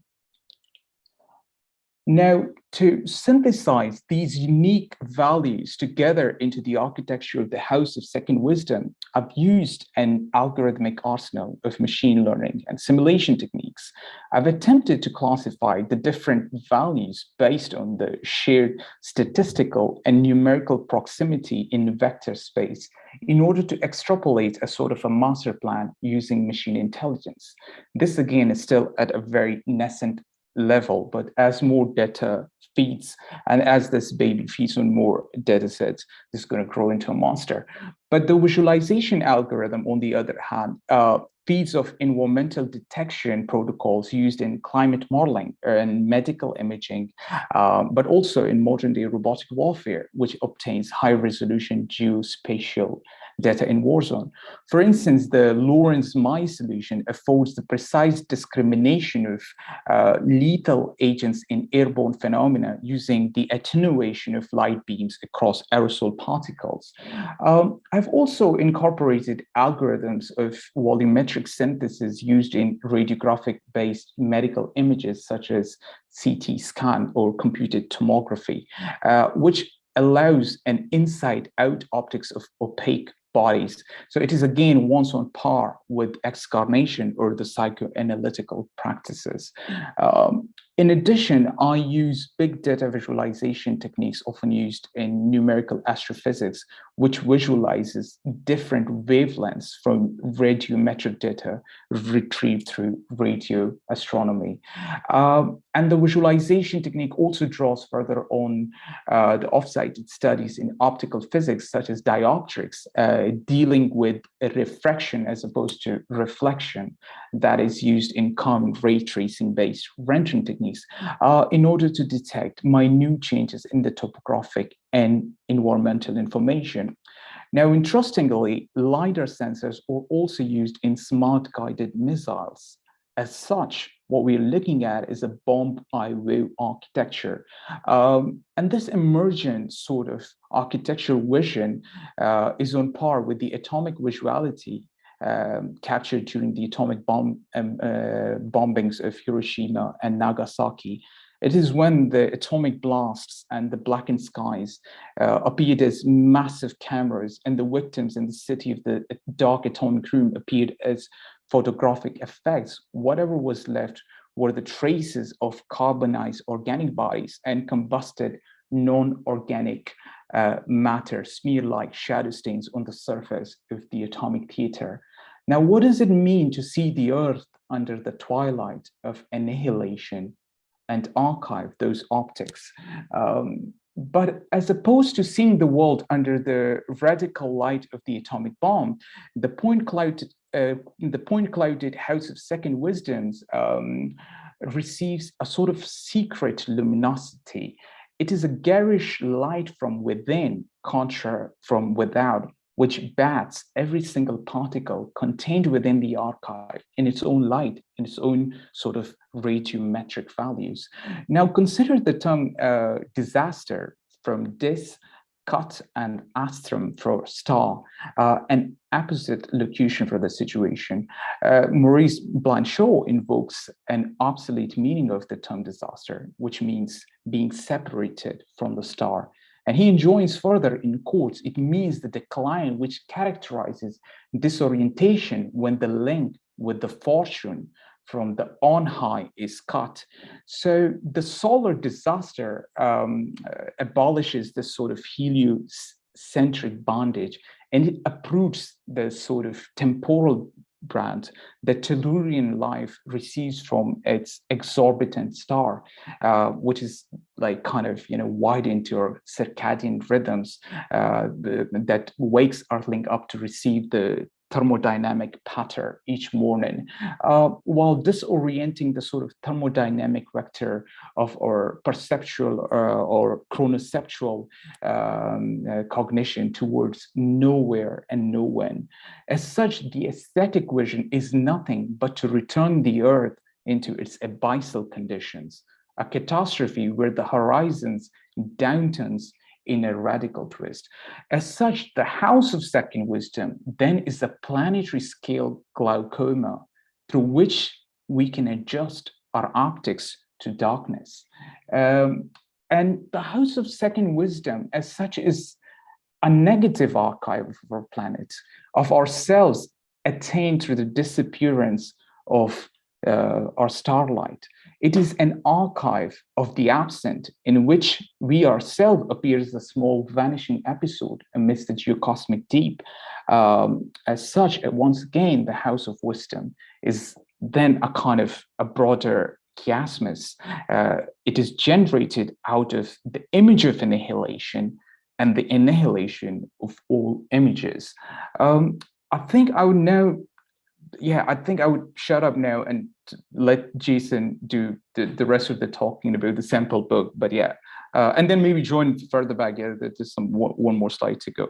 But that's all I need to say. Yeah. Amazing. Thank you, Asad. Just to speak to the writings that form their own scaffolding behind the scenes and that accompany these hypnotizing images that Asad works so carefully on. When we conceived this idea together, we truly wanted to fabricate something that, alongside the striking architectural and design and technical components, would also take philosophy and literary narrative to its most challenging registers. And so each zone that you see here of the 14 chambers of the House of Second Wisdom has to fulfill specific sets of tasks. First, each zone has to have its own peculiar relationship to time, whether that means propelling time into states of acceleration, radical slowness, frozen stillness, circularity, primordial time, eternal or instantaneous. Second, it has to have its own spatial logic, which Asad showed brilliantly, whether that means fractal or eruptive surfaces, subterranean, maze-like, jagged, desolate, claustrophobic, or liquid. Third, each zone has its own series of objects that accompany them. Some of the zones consist of vials, lanterns, spears, ropes, ladders, tablets, that all together set a theatrical stage of action there. But also proportions. Some are domes, others towers, pyramids, crystals, sensations, those of disorientation, fear, hatred, rapture, or vanishing, in addition to various textures, iconographies, phenomena, movements, conceptual figures, and hidden schemes. Moreover, each zone has its own imagined sect, some inner circle or secret society with their own complicated rituals and outlooks. To achieve this, then, each zone is, and I'll give you an example in a moment, each zone is written in 3 parts. First, there's always an initiation passage, which immersively plunges the reader into that realm, describing its experiential intricacies above all else. Then there's a library-style catalog of arcane texts or books that have never been written. Some are ambiguous, paradoxical, self-erasing, lethal, or unfinished. Finally, each zone culminates with a temptation to imagine it as an apocalyptic site, such that every space harbors some internal twist that would carry it to the extreme limit of dissolution. This third section of writing is called its N-world inscription. So if we go to the next slide, we can actually see an example of this. So this is something that Asad brilliantly excavated. These are the images of a place that's called the Khana Asad al-Pasha. It's a caravanserai, which is a space of caravan gathering in Damascus, Syria. You see on the left-hand side, there's a chart that explains a lot of the phenomenological complexities that I just mentioned in their specificity. So the form is that of domes, the material is that of mosaic and marble. The objects that are found there are those of pipes, chalices, candles, and couches. The sect that reigns over it is called the Order of the Dealers, and the rituals found there are the breathing of hallucinatory fumes, games of luck and skill, those of cards, dice, mortal gambling, outlawed musical instruments, and convulsive laughter. So I'll read just quickly the initiation passage, which you see there, and you get a sense of how each zone begins. Enter Zone 2.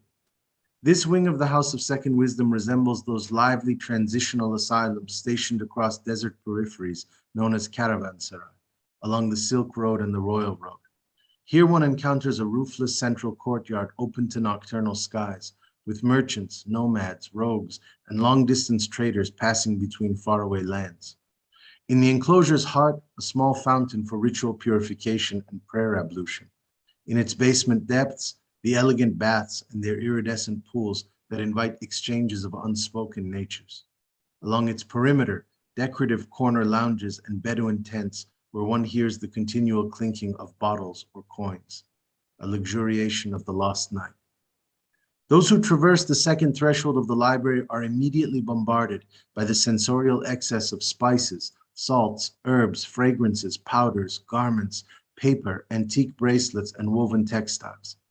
Every traveler has their own isolation chamber and ulterior motive. Some are vagrants lost in certain sinuous smoke trails of the decadent. Others are couriers carrying private plots between kings, or dealers importing exotic objects. Others are pilgrims attempting to reach esoteric shrines. Others are emissaries whose transcontinental expeditions decide the fate of empires. Nevertheless, these roadside inns are irrelevant to their stated purposes. They are sites of transient deviation. Here all must subside beneath the affects of convolution, wafting, and undulation that accompany dark wine songs and narcotic hazes. The books of this chamber are themselves laced with intoxicants, demanding readers who will enter the microgeography of back rooms. They must accept the transactional logic of the gift and of the wish. They must surrender to an intricate philosophy of smoothness, known only to the circulatory flow of the visitor, the foreigner, and the wayfarer. Every page read in Zone 2 will therefore cost a shred of any lingering desire to return to the real. Every book completed will cause one to want to stay forever in this liminal drift.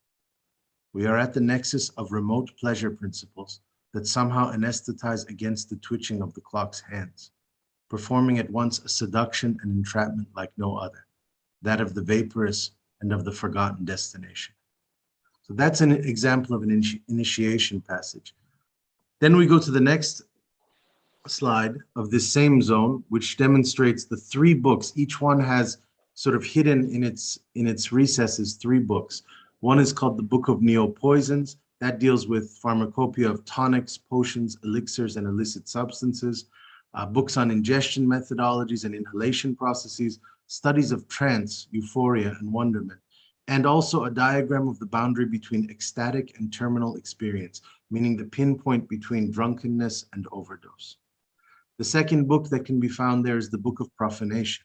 That's a catalog of rare obscenities, vexations, and maledictions, strategies of vulgarization, abjection, and contamination, accounts of condemned prophets, once chosen and now damned, spaces of willed deviancy, just to say the architecture of alleyways, bathhouses, taverns, casinos, and masquerades, ledgers of black markets, boat trafficking routes.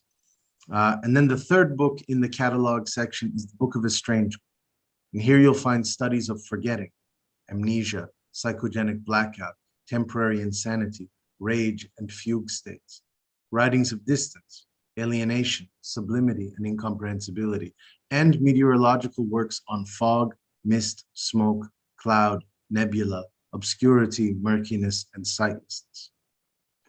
If we go to the next slide, you get to the final sort of twist moment that I had mentioned before. This is the apocalyptic or end world inscription, which is its own narrative, sort of culminating gesture for each zone. And it reads as follows, just one short paragraph. Cosmos undone by the test of cups.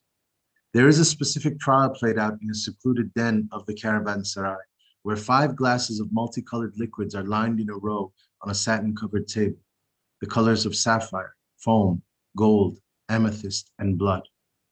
Lamps hang from all corners surrounding the occasion of the test, and its entrant is instructed to choose wisely between drinks. Each results in what is called the hallucination of doors. 4 reveal images of devastation of the human race, glimpses into inferno. 1 leads to a protective blessing by those forces overseeing mirages, migrants, outlanders, riders, beasts of burden, and the women of dunes. This we call the Eye of Paradise. The reader of Zone 2 must therefore locate the many texts discarded throughout this resort in order to become its perfect contestant, learning the puzzling significance of such concoctions and their codes of temptation in order to win the universal wager, all or nothing. So now you've taken a tour of one zone in its writing and its image spaces. Again, what these narrative features conceal, just as a last point, what these narrative features conceal in order not to show all our behind the scenes tricks is an exceptional amount of care in attempting different genres, symbologies, and philosophical ideas in each sector.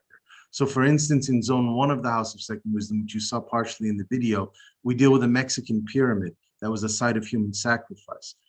That allows us to experiment with language that is in the genre of occult traditions. Zone 2 of the Caravanserai, which I just read, follows the axioms of decadent literature and the various literatures of intoxication and of games. Zone 3, which you didn't see here, is a radio broadcast tower where the writing resembles an acutely technical and computational language, so those of codes and algorithmic ciphers. Zone 4 is a glacial crater site that allows us to resurrect the summoning techniques of elemental poetry. I spent years reading great Persian elemental poets, poets of fire, air, water, ice, and dust. Zone 5 is a modern bomb surface that allows us to test the genre of the war epic from an aerial vantage, the way that Asad so brilliantly described from the perspective of the bomb itself. We have a monastery space, which you just see there, which allows us to experiment with mystical and theological writings of solitude and silence. We have an actual library space where we can inhabit distorted epistemologies in an attempt to invent esoteric volumes that might draw the mind into states of disturbance. So all of this is done with a certain creative precision that mixes distinct tongues, intonations, phenomenologies, performativities, and strands of thought.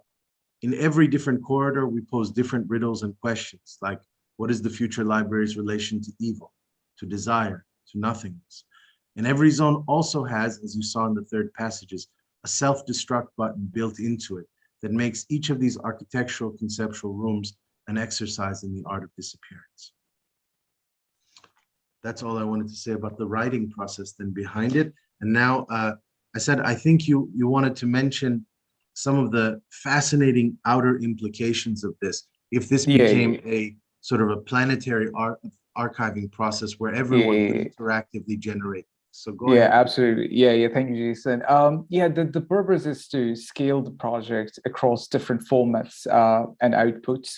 As such, this in due time would accrete into a sort of a documentary short film with philosophical voiceovers and narration.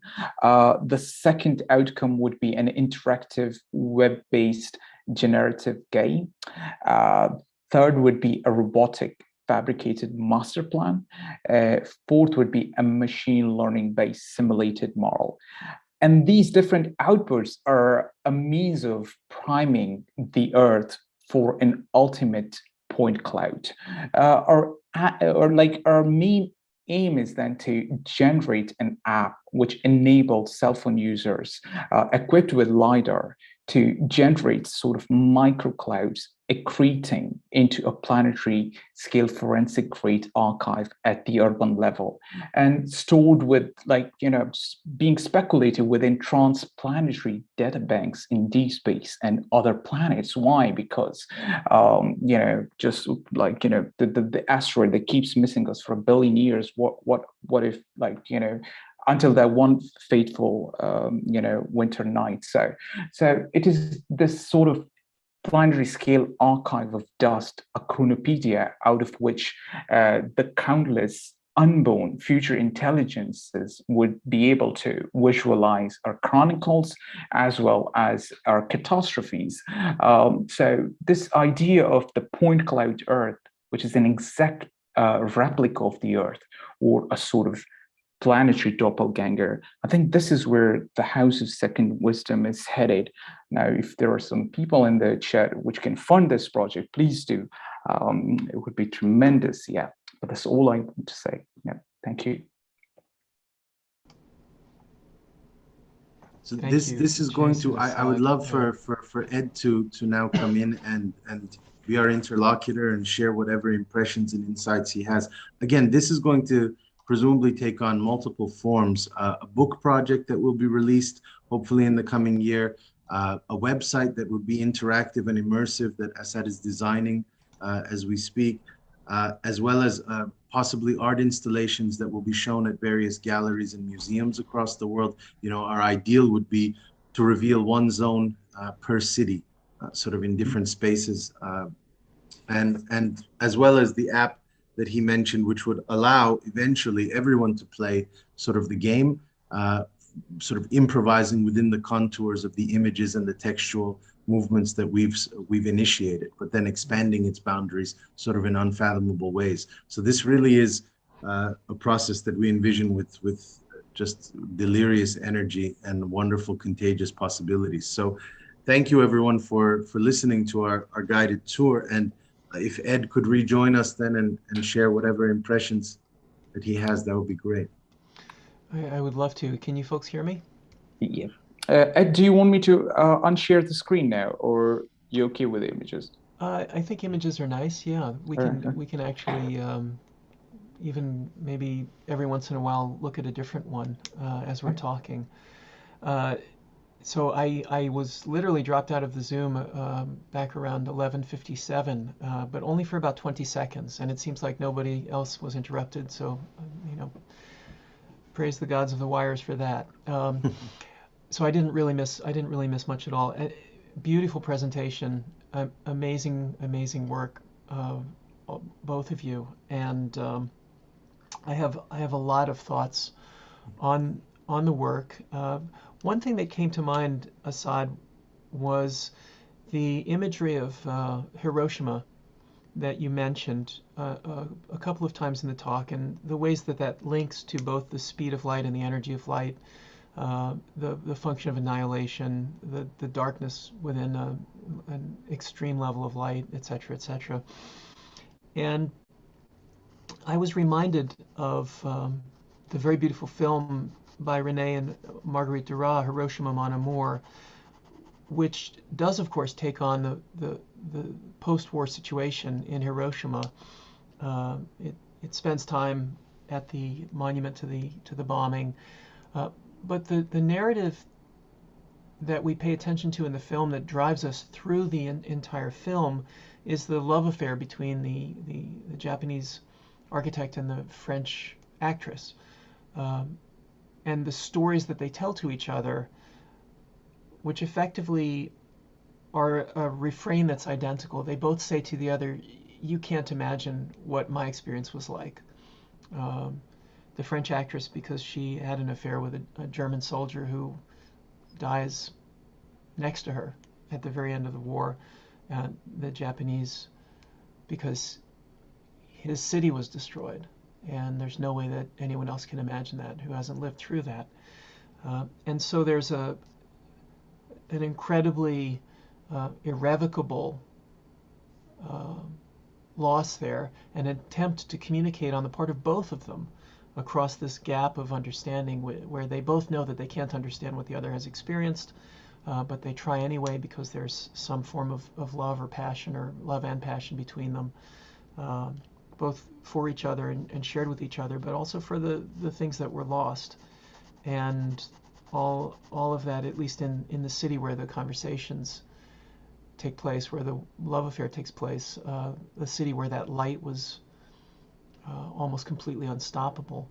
There's one very beautiful passage in the film that comes to mind.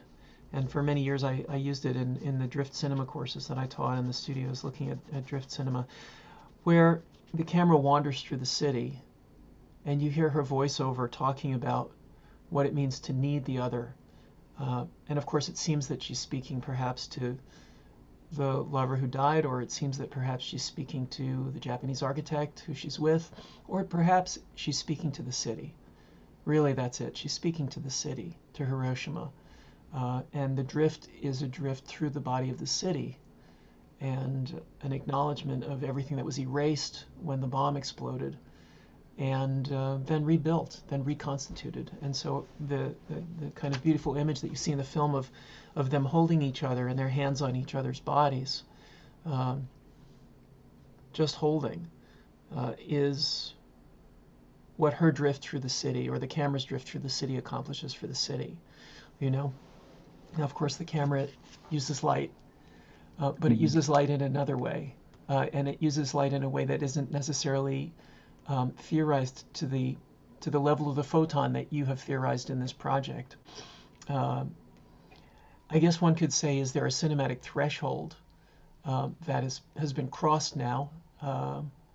We've gone from direct perception to photography to cinema to the digitization of the image to now this radical digitization with LiDAR that you're using.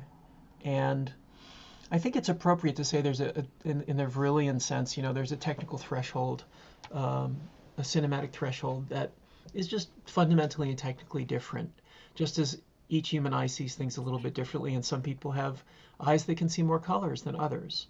There's a technical threshold there, a biotechnical threshold, and I think in your project there's a cinematic threshold that is different, that needs to be stuck with. And you're definitely doing that very consciously. It's extremely interesting to both technically work with that cinematic threshold and also to theorize it at the level that you and Jason are theorizing it. So it's a remarkable project in that sense. I wonder, in a way that's similar to some of the conversations we had on the previous panel, I'm thinking of Nora's use of the companion to the reader, to the point of view of the reader, which can be understood in a number of different ways, but one way would be literally that there is a computational companion that accompanies us on all our reading, on our reading journeys, and knows how to anticipate our future needs, our future reading journeys. A godlike companion in some ways. And I'm wondering if there's a parallel in a project like this, which anticipates or extrapolates or invokes a host of spirits that joins us in the House of Second Wisdom. And I mean that, both in a kind of a very fabulative way, but I also mean it in a quite literal way. To what degree is the host of spirits invocable? In science fiction, there's a very beautiful moment, a whimsical moment, because in Charles Stross's writing, there's a lot of whimsy, at least in the books of his that I've read that I really love. In Accelerando, there's a whimsical moment pretty deep into the book where all the humans who've chosen to remain human have moved off to Jupiter and Saturn, and they're on space stations in the orbits around these planets, because the center of the solar system is being converted into computational material. And Earth is no longer recognizable. It might not even, at that point in the novel, I don't remember, it might not even exist as Earth really anymore. So the center of the system has been taken over by what he calls economy 2.0, or I think it's more appropriate to say it's economy 9.0 really at this point. Totally incomprehensible artificial superintelligences driven by desires and economies and logics that are incomprehensible to the humans who've chosen to stay largely human. And at a certain point, the center of the system starts resurrecting every human that has ever lived. It also starts resurrecting every human who's ever been written. Fictional characters from, the Three Musketeers, or you take your pick, any fictional character. They're all being resurrected as living, breathing entities. And a social program has to be installed out in the space stations near Jupiter or Saturn. A welcome station that takes these arrivals and says, here's where you are, D'Artagnan, here's where you are, fictional character who never even lived but now who's living. Here's what we can do to help you acclimatize to this new reality. And of course, Strauss builds a fairly, not totally hard sci-fi and rigorous logic for how this could take place, but a reasonably rigorous logic for how this could take place in some post-singularity future. And I wonder if in a project like yours, there are similar extrapolations that would understand what it means to invoke the host of spirits and to call them from the vasty deep so that they do answer when we call. It seems that that's obviously in a way what the singularity could be if and when it happens. But I'm relating this directly to the technicities that you've looked at in the project, And so architects for hundreds, for thousands of years have worked with specific technicities that attempt a similar invocation without the manifestation in presence of the host of spirits. But the technical thresholds that architects have worked with for thousands of years were quite different than the technical thresholds that you're working with. And so I think it's reasonable to ask the question, well then, to what degree are we closer to the invocation of the House of Spirits? In the past I've used often Fellini's film 8.5 as an example of this, because it's a very beautiful meditation on what it would mean to be in dialogue with the living and the dead simultaneously in a kind of a fantasy world, but then at the very end, really, it is a joining of the House of Spirits, just like Kusturica in Underground is basically recapitulating the end of Fellini's 8.5, but in a very savage and very different way because of the way it extrapolates what happened during and after the war that Kusturica understood. So these are some questions that come to mind for me in relationship to the project. I do want to link it to the technical threshold question, because in that sense, we could actually make some incredibly bold claims about what you expect the project to be able to accomplish, which is different than claims that architecture and philosophy and secret societies have worked towards for several thousand years, or they could be. So those are some of my immediate meditations on this. In the end of the film I was mentioning, Hiroshima Mon Amour, the only things that we're left with are an awareness of some form of compassion that quite probably was temporary, and the city which is being rebuilt. And so the city is a site of loss and annihilation, but also of a continual resurrection of compassion. And that's what the film leaves us with. And I think that that's partly because of the spirit of René, and certainly the spirit of Marguerite Duras. Because that's, in a way, that's all you can be left with, is the question, And it's not a whimsical question. It's not like Antonioni's question at the end of Blow Up, where the photographer almost has a Mona Lisa smile on his face because he's chosen to participate in the imaginary game, and he can hear the tennis ball at the end of Blow Up. It's whimsical there. I think Duras and René leave us with a very different kind of intense compassion and resurrection. And so I feel that these are some themes that are iterating through your project. We could spend hours talking about the cinematic threshold and a couple of the films that I mentioned, and for me, Blow Up and Blow Out and The Conversation are a kind of a trilogy that are each about a specific ethical potential, agential potential, that's directly bound to a cinematic and a sound technical threshold.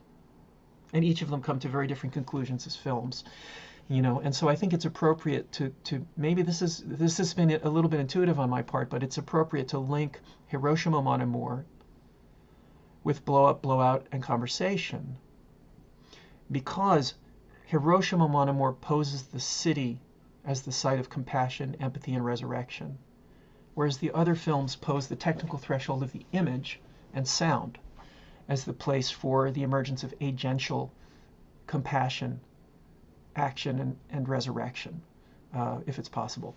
And so these are my long meditations on the project. Again,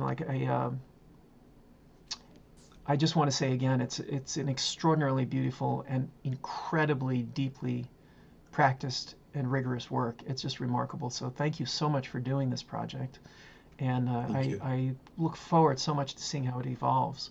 We should honor Ed, by the way, Asad, by noting that he introduced us, and so that encounter is his masterwork right there, and so we're grateful, grateful beyond belief to Ed for opening this up. And of course, this is all of our game. We're taking the first steps into this and seeing if we can chart some of it. I would love to hear Asad respond to the technical elements that you just said, but just to say quickly, because I was so excited by what you brought up, it is that what inspired me about Asad's work for this and how he's risen to the occasion of doing something just so unrivaled for me is that it's a slippery slope in both directions in a good way. We have a channel that can sort of transmit in two directions. So on occasions, these images we can imagine them personified, like you said, a host figure. There can be a personification. There can be an apotheosis. That's why I'm dabbling with ideas of societies. It's not that I'm human-centric. It's that I like that they would have to carry. They are actually being. It's that the images are converting themselves into conspiratorial figures, but also these figures are often at the mercy of phenomena and sensations that Asad is sort of dilating for us. So the conversion of the human form into dust particles, into light, into embers.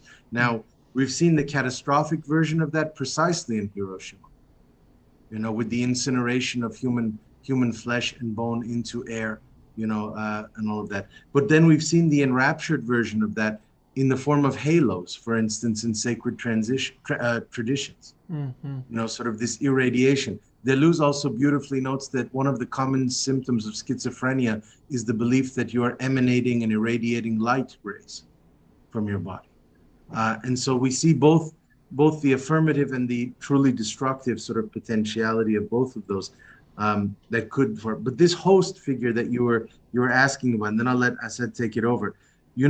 If it is, and then you mentioned the voiceover in the film, we are looking to have these hovering narration, episodic narration moments as well. So a voice that will come in, and Asad will work his magic to distort sort of the intonation and all of that. But to use another figure, Beckett's short play Krapp's Last Tape, in which you sort of have a figure at the end of the world in syndication, making tape recordings, even though the whole universe has vanished outside his room to a certain extent. And it carries somewhat of the thematics of Beckett's pessimistic nothing to be done, the kind of the absolute futility. And so it's just a voice going nowhere. But we could, a voice stranded in space, sort of at the last stop of the train. But there is also, since you've been quoting filmmakers, I'm going to quote one who I don't know very well, but I know one of his characters, Godard's characters, in one of his films, you probably know it, I can't remember which one, says the quote, "Become immortal, then die." And so if we think of the host of spirits, or the host of the House of Second Wisdom, whose voice sometimes just sort of crashes through the hallways in a sonic rupture, that might have been the figure who became immortal and then died, as I envision. So at any rate, I'll stop there and I'll let Asad elaborate further. Yeah, thank you so much. That was amazing. That was amazing. Is that kind of like connecting that back to Hiroshima, and yeah, this interesting quote. What you're saying, Ed, about the crossing of the threshold, and there was this interesting quote by William D. Koenig. I mean, it's a very radical quote, but what he saw an image of the atomic bomb, and he said that the eyes watching the bomb go off melted out of sheer ecstasy, and that kind of like literally, and he then goes on for one instance everyone was of the same color, and this sort of flat ontologization of whenever the threshold is crossed. I think this project is in a future interior, is a sort of like as if the threshold will have been crossed somewhere in the future, and kind of like, but still it roots itself in the present, as it is a kind of like a sort of lurch towards that future optics, because what would that optics be that really kind of melts the ice? I mean, this is very self-exterminating, but yeah, what does it take to design something like that, and to design a catastrophe with all the kind of technical gestures that we have been propelling since we stood up as kind of like sapient spines? They kind of like woke up, and then the first thing they saw, because most of the animals, they can't directly stare into the sun. So I mean, and even if you do that, you get this sort of like blindness after a while. But because they are kind of placed horizontally, so they were always towards the horizon where the sun would set, and it would be at its lowest. But by vertically rising the sapient species, we were already looking at the sun as a kind of like as a threshold zone, and the kind of light barrier and speed barrier and time barrier, and we were wired to that. So the brain, then kind of the hominid brain, is then kind of literally a blossom, which then equates again with the atomic bomb as a sort of technological blossom that happens both at the mushroom cloud level, and that happens also at the hominid level.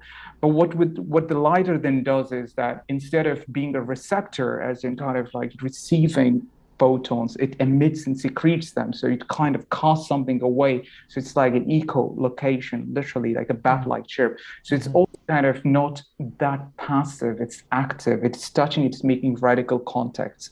And if you place a lighter scanner in your room, you get this burst of photons going all across it, every single part, and you know that. And when you open the point cloud in a software, you see them all at once, just like the temporality.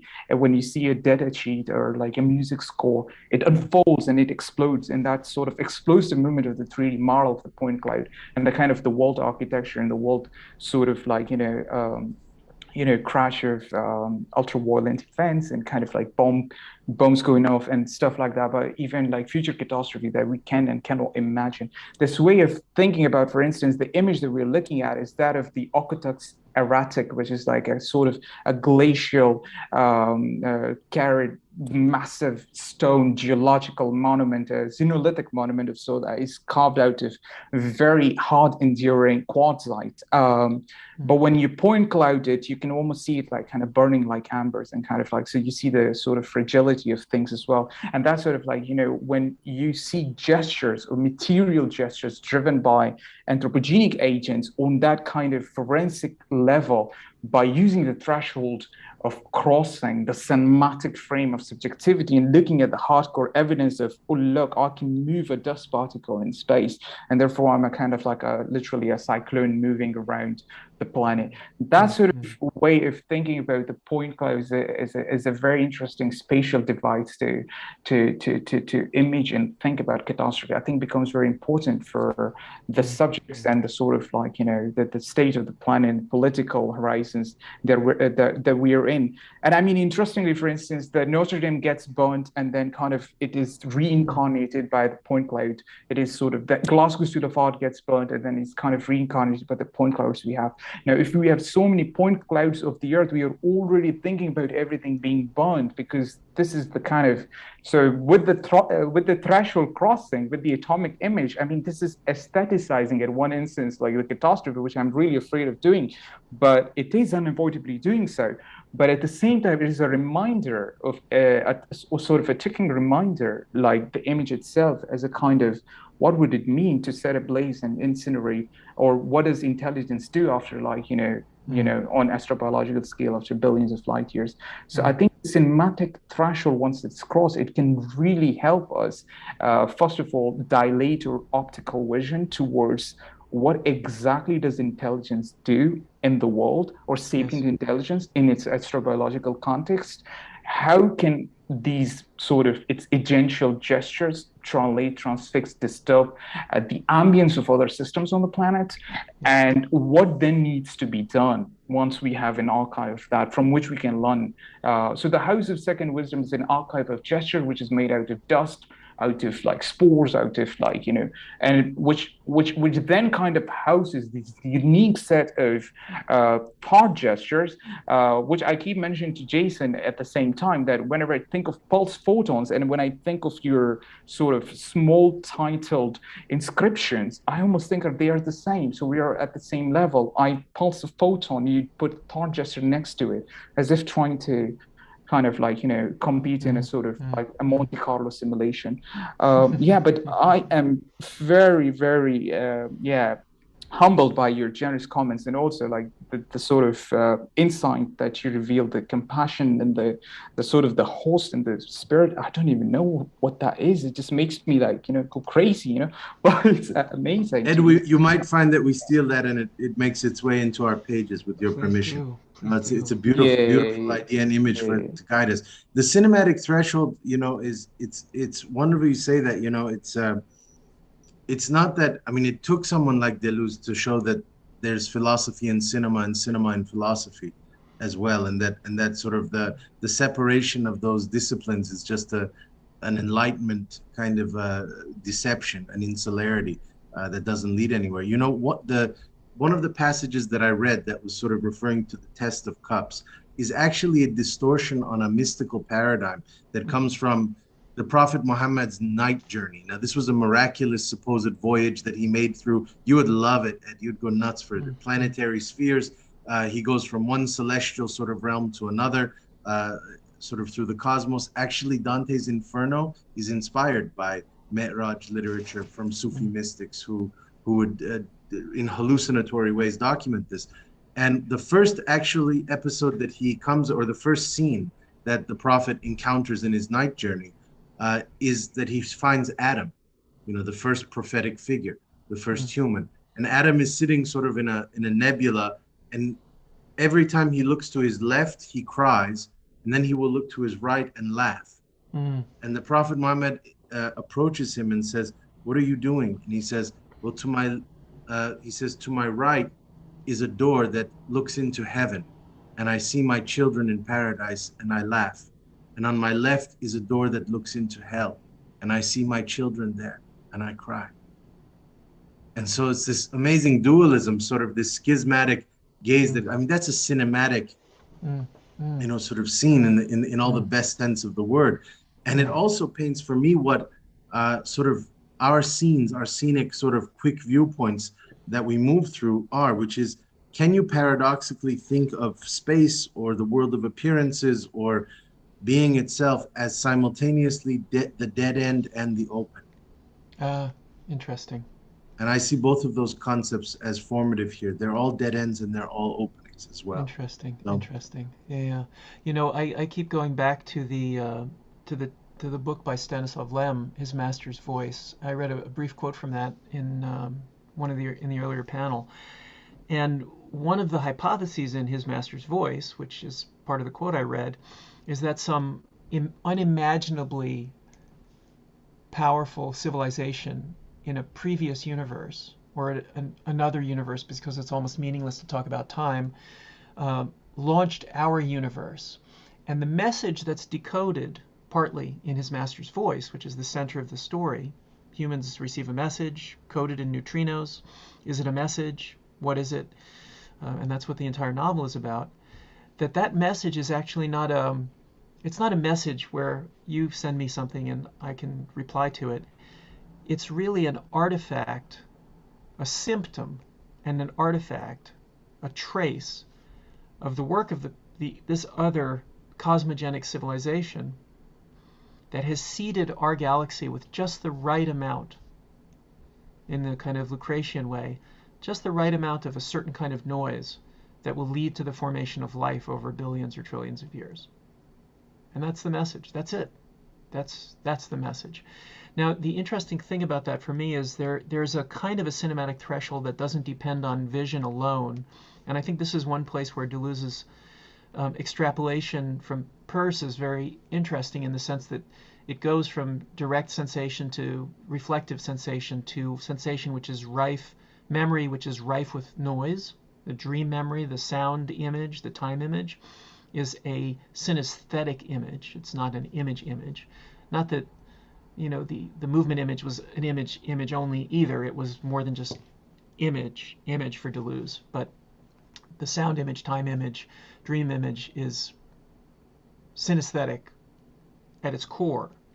And in that sense, there's again a cinematic threshold, or a technical threshold, which is predicated on two things. One, it's predicated on the human sense limits, how fast we can see, how fast we can hear, the spectrums we can see and hear through, etc. And then by extension, our cognitive architecture's limits. But the second thing that it's based on is a universalist notion of what limits for feedback in systems would be. And then at its core there, I think it's predicated on this Peircean knowledge, notion of thirdness being a place which, if it can loop back to firstness, which people like Paul Ryan have hypothesized in a very beautiful way, is a self-enclosed monadic totality of the minimum necessary for a continually evolving system. And so there would be the threshold. It's a logical, not a mathematical, but a logical and conceptual model of the minimum necessary complexity to yield, maybe it's self-sustaining systems, or maybe more interestingly, it's that yields time itself as well as self-sustaining systems, which then informs the neurophysiological thresholds that we instantiate, which then informs the way that we make cinema, or the way that you use LiDAR as an extreme cinematic threshold tool, which then informs the sites of intervention as designers that we operate in to produce more calibrated feedback. And that more calibrated feedback could simply be the revelation that the person who wanders through the library feels when they understand the complexity of the mechanism. Or that feedback could be a completely non-subjective form of mind that has nothing really at all, or very little at all, to do with how much of a revelation you or I might feel. But it has very much to do with the capacity of the system, a revelatory, salient, trans-sapient capacity of the system to know itself and to do with itself and through itself something beyond just the subjective revelatory experience. And so I feel like that's one of the technical questions. I don't know if I articulated that clearly enough. I mean, I have a feeling that Jason and Asad, you totally got the point I was making there, but I'm not sure that a general audience would have followed my points particularly well, and that's a failing in my articulation of them. But in any case, the point that I'm getting at there is to ask the question where, with intentionality as designers, you operate, knowing that there are certain kinds of technical thresholds, and knowing that when you work with those technical thresholds, you can actually accomplish something which yields a kind of a more intense form of sapience, or a more self-sustaining feedback loop system. And this becomes a really important question for us as designers. To what degree do you install this? I talked about this quite a bit in a text that I wrote a few months ago, and in some lectures that I've given quite often, where I look at Speer's Cathedral of Light for the Nuremberg rally sites in the 1930s, before World War II, as an extremely conscious articulation on the part of Speer and the entire Nazi propaganda arm to build, and Virilio talks about this, right? Virilio talks about this in the Vision Machine. He uses this specific example, to build a machine which would actually annihilate the capacity of a population to think itself. It would remove the capacity to think itself. It was a technical threshold, a cinematic threshold, a landscape, architectural, sound, propaganda, culture, informatic threshold that was geared towards one thing and one thing only. And now I'm quoting from Virilio, who's, I think, quoting from Goebbels. An entire population would know the message so well that it would know it in its dreams without knowing that it knew it, which is very different as a technical threshold from installing a knowledge so profoundly that the knowledge is known simultaneously, both that one knows it and that one does not know it, and one is constantly trapped in that kind of paradoxical hinge of knowing and not knowing, self-modifying and simply contemplating, to use the example that Will used in the previous panel, where he talked about the situation the character experiences at the end of Aronofsky's film Pi, where the character has lobotomized themselves but has achieved some form of transcendence, of just be here now, being there now, right? And so I think that this is the ethical and the moral crux of all of this. I mean, again, I could go on for many hours talking about examples from cinema that I love, where I think this problem is either engaged or possible solutions have been offered.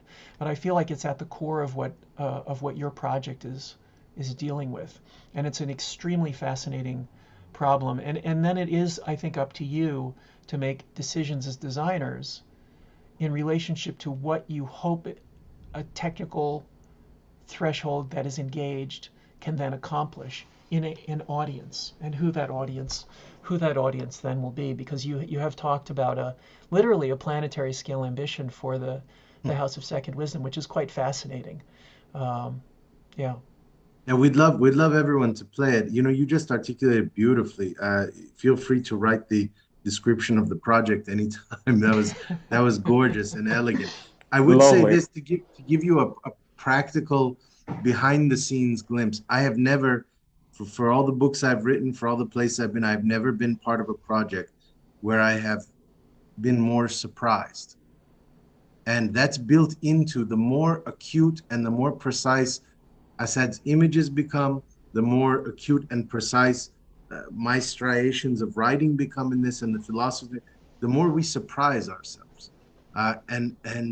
Literally, Asad's first surprise is that when he gets these millions and millions of coded numerical data sets, he has no clue what the image is going to look like. For all his precision, for all his technological mastery, it's always a reveal, an ambush, that suddenly it manifests, and he goes, oh my God, look at that. And then he sends it to me, and I get the second surprise, you know, sort of when it's sent to me, and I have to now work with this image, and I have to construct and extract possibilities sort of out of at the philosophical and literary level. And then we surprise ourselves in the process, because that's part of the creative procedure then of this. So it has an element of wonderment for ourselves as well, that I really have never seen something as close to how Nietzsche defined the will. You know, the will as sort of something that takes excruciating, extreme precision and discipline, that then suddenly breaks into involuntary sort of gusts and sort of possibilities. And so, you know, it kind of begins to will us alongside it, almost like throwing yourself in the ocean and letting the waves kind of sort of take you out. And so to that extent, again, there's what I love most about this project, among many things, is the facet of surprise, that around every corner lurking, we don't know exactly what we're going to discover. And it forces us to improvise, which is a great element of it, creative.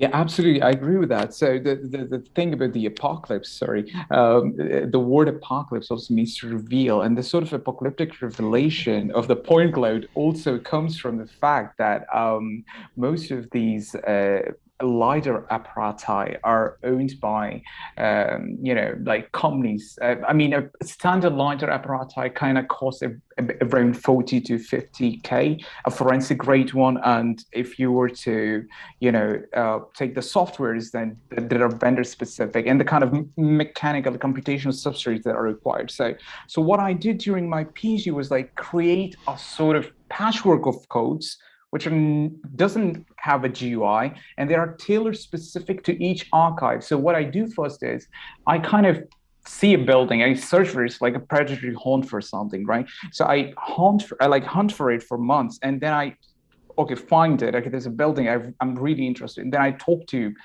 non-government and government data repositories and people that are collecting stuff. And then I negotiate the terms. And then they give me, first of all, like most of the guys that do stuff like, you know, point clouds, they don't understand what my project is about when I say, oh, this is very cinematic for me, because they do it for other purposes. So the Okotoks Heretic, for instance, the last image of the point cloud was, you know, kind of done by geologists in order to see the different sort of like, you know, stratification levels. So it comes from these different sort of backgrounds. And then I attack the point cloud archive with these sort of like, you know, different visualization algorithms to clean it, to parse it, which can then actually kind of load. But I never get to see it. I can never load it in the software that actually gives it in one go, because most of them are like 300 terabytes. So like, you know, and it is impossible then to kind of, you know, have any clue like what's going to happen. I know exactly sometimes what I'm doing, but I don't know what's going to happen. So yeah, the revelation, I absolutely agree. Yeah, so the technical threshold, what does it mean to operate at that kind of like, you know, almost light speed threshold and see the planet as such, and then kind of like go out into the street and then become a scanner? And that's what I think, like, you know, like it's seeing and sensing to something, a sort of difference, and therefore it's not totally optical for me, because I'm more interested in the kind of like, you know, the numerical values when they're just there, and the images becomes a means, a probe, like literally sending a technological probe into this alien planet in order to just try to see what's there. But that's like material information that's encrypted by geology, by dust particles, by other agents, by like, you know, planetary astrobiological gestures, even like, you know, if we were to consider like sapiens as part of like, you know, a new catastrophe being baptized by magnetars bumping into each other somewhere else, and then kind of causing these waves, which creates like, you know, sort of dopamine surge in our brain, which allows me to decode these stuff out. It's crazy, I tell you, but yeah, that's the total game of it, you know, that kind of revelation of the world apocalyptically, layer by layer, and kind of, you know, unveiling different parts of it, and then kind of inhabiting those parts, making descending ethics into those parts as well, and kind of negotiating something else, because we are en route by the very models of our actions to self-exterminate, and therefore something needs to be done. Or maybe this is a way of like articulating a horror movie for a child, you know, kind of scaring intelligence, because intelligence itself, or sapiens, kind of works in a very bizarre way. So it kind of like, actively takes part in catastrophe, turning risks into catastrophes. It's literally a risk transformation par excellence, but it doesn't understand. It kind of remains aloof to that. For instance, Toby Ord, this brilliant guy at the Oxford, he says like we spend more on ice cream than we spent on regulating weapons of mass destruction. And he has got this whole statistic. And even if you go to the Scopius and and search for journals on extinction, you get I think there's a lot more research done on dung beetles and not on human extinction, like the amount of paper each year that comes through that.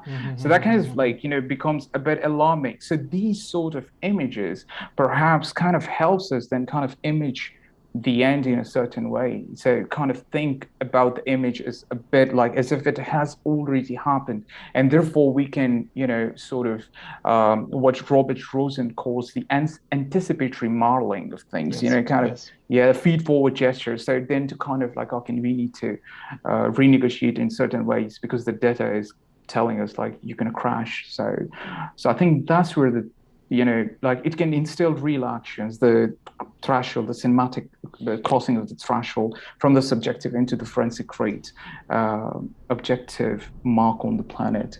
That's and way. Also, I would say one other thing that binds Asad and I, even though neither of us play into many geocultural identitarian narratives, but still our experiential backgrounds coming from the Middle East and sort of sort of South Asian, those areas of bombardment, areas of chronic war, totalitarianism, famine, exile and displacement, imperialism, sort of being in cultures where violence often reigns supreme, is that, sometimes if you cannot avoid the inevitable onslaught of violence, and this is something that we learned from Palestinian poetry, this is something we learned from great Libyan writers, something we learned from everybody in our region.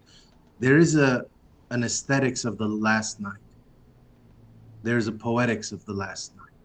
And the only way to show honor sort of in those catastrophic instances is to at least make sure the last night is among the most beautiful.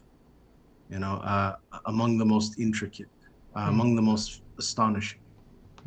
So this is to some extent, we've both sat down together also at the cliff's edge, of that finality, as people who have come from provinces and have origins in places that are not guaranteed tomorrow. Yes. And we think, what can we do other than try and come up with the most awesome work that we could fathom, and use the best of our skills and our talents to honor things at the radical edge of disintegration. Yeah, absolutely. I agree with that kind of like counter-geographic practice as well, because the way I was introduced to LiDAR was military snipers on the border of Afghanistan. And my father was part of I shouldn't be speaking out about that loud on the hello MI6, but anyways, the stuff that was happening at the border. So the military were using kind of LiDAR jammers in order to detect incursions during the Russian war, and this was a whole enterprise of stuff. So and then the drones kind of using the same sort of mechanism, and so I kept thinking, what do they see? Because when I was looking from the ceiling below, it was a different kind of view. It was always in this feed forward mode. I was 2 steps ahead into the future that, okay, any time this could just go wrong, So, but the LiDAR sort of coming from, the de-weaponization of a weapon in order to kind of conserve that which annihilates its own making, but then kind of, becomes something else. And that way of working with LiDAR and with all those technologies, because I'm interested in synthetic aperture radar data, which I find fascinating, and ground penetrating radar, and all sort of these militarized, sort of zero tolerant surveillance stuff, because the kind of image of the world that it provokes, I think there's some form of empathy, because you can only see the tumor. And this is what happened when the first X-ray was discovered. So Bartha Röntgen, when she saw her own hand being X-rayed, she said, "Oh, I've seen my own death." Literally, the X-ray kind of revealed a sort of a pathology of her body which didn't exist on her skin. And this is why I mean, what does it mean if we point cloud the Earth? I think we can reveal the metastatic tumor that has been growing there for quite a long time. And that's a way of thinking about, like, when everyone can borrow from it, it's democratic. People can point cloud. The next photograph, for instance, could be a point cloud. It could be a point cloud of each other. And that kind of way of thinking as a species to archive, even if that is our own annihilation in some weird way. But yeah, that, I think it's a radical antidote to the psychoanalysis of trauma as well. I mean, I said, without divulging too much of his personal biographies, to have been at the mercy of these types of camera technologies in regions where that felt the sheer visceral sort of cataclysm of their wrath, and then to inhabit it the way that, Deleuze talks about minor literatures, and the way that Kafka and Celan decide to write their literatures in German, in the language, sort of as a saboteur's sort of Trojan horse gesture of going right into the whirlwind of the technology of the violence, and to a certain confiscating it, hijacking it, and making it do sublime things, and not simply the exterminative processes that it's known for. It's why I have great admiration. There is an unspoken political ethics at the heart of this as well. Yes. Because those of us who have been reduced to longitudes and latitudes and who fight on behalf of those sites geopolitically, we know what these cameras have done to us, and we know what some of these technologies have done. And so to turn it in the other direction and to capture such elegant image worlds, and to contort them into what they were not supposed to have been, to turn them otherwise, that's part of our struggle in this as well. Yes. That's it, Ed. We're at, speaking of thresholds, I think we've surpassed our temporal threshold for the. We should wrap in a couple of minutes. I see if anyone has any comments or thoughts they want to float into the chat, please do. We do have one from Bryce Zadalis. Maybe we can just take 5 more minutes to see if we can cover some people's thoughts. Bryce says, Dr. Khan, given your work on the Entropy Project, non-human objects, and apocalypse, and post-human thought, could the House of Second Wisdom include subterranean energy infrastructure that simultaneously allows humans the energized pleasures of life while also undermining its very sustainability? Is it technologically possible for this project to sample vast subterranean networks like oil and gas pipelines?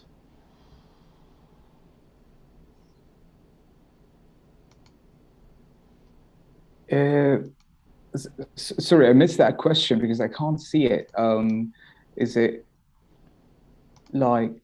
It is in the chat. If you open up the chat window, you can see the Bryce's. Yes. You can see Bryce's question there. Yeah. It's hard to me. Yeah, the thing about oil, then again, it's a question of again, if we kind of thinking at it, because the way I was thinking of the project is how do we rationally escalate from a photon all the way to the thermonuclear core of the sun, and when we are thinking about energies and we are bringing them down as well. And I mean, LiDAR is used in the Middle East in order to determine where exactly to put the rig on. And I think that way of thinking about, kind of unveiling the surface of the planet in order to reveal new energy reservoirs, which then feeds the war machine, which then uses a LiDAR, which then kind of targets back other people, and kind of like in this sort of catastrophic feedback loop, how do we sort of disjoin from them? One way is this sort of synoptical sort of diagram that can help, and which architects and designers are beautiful at articulating, which can actually break and dismantle things down to their gestures and how one gesture kind of influences another, and then kind of build this sort of way in order to kind of digest all of that information towards some form of action. So I think that's where the LiDAR diagram can also help. If we have a planetary scale point cloud of the Earth, which actually then gives us the the sort of very precise.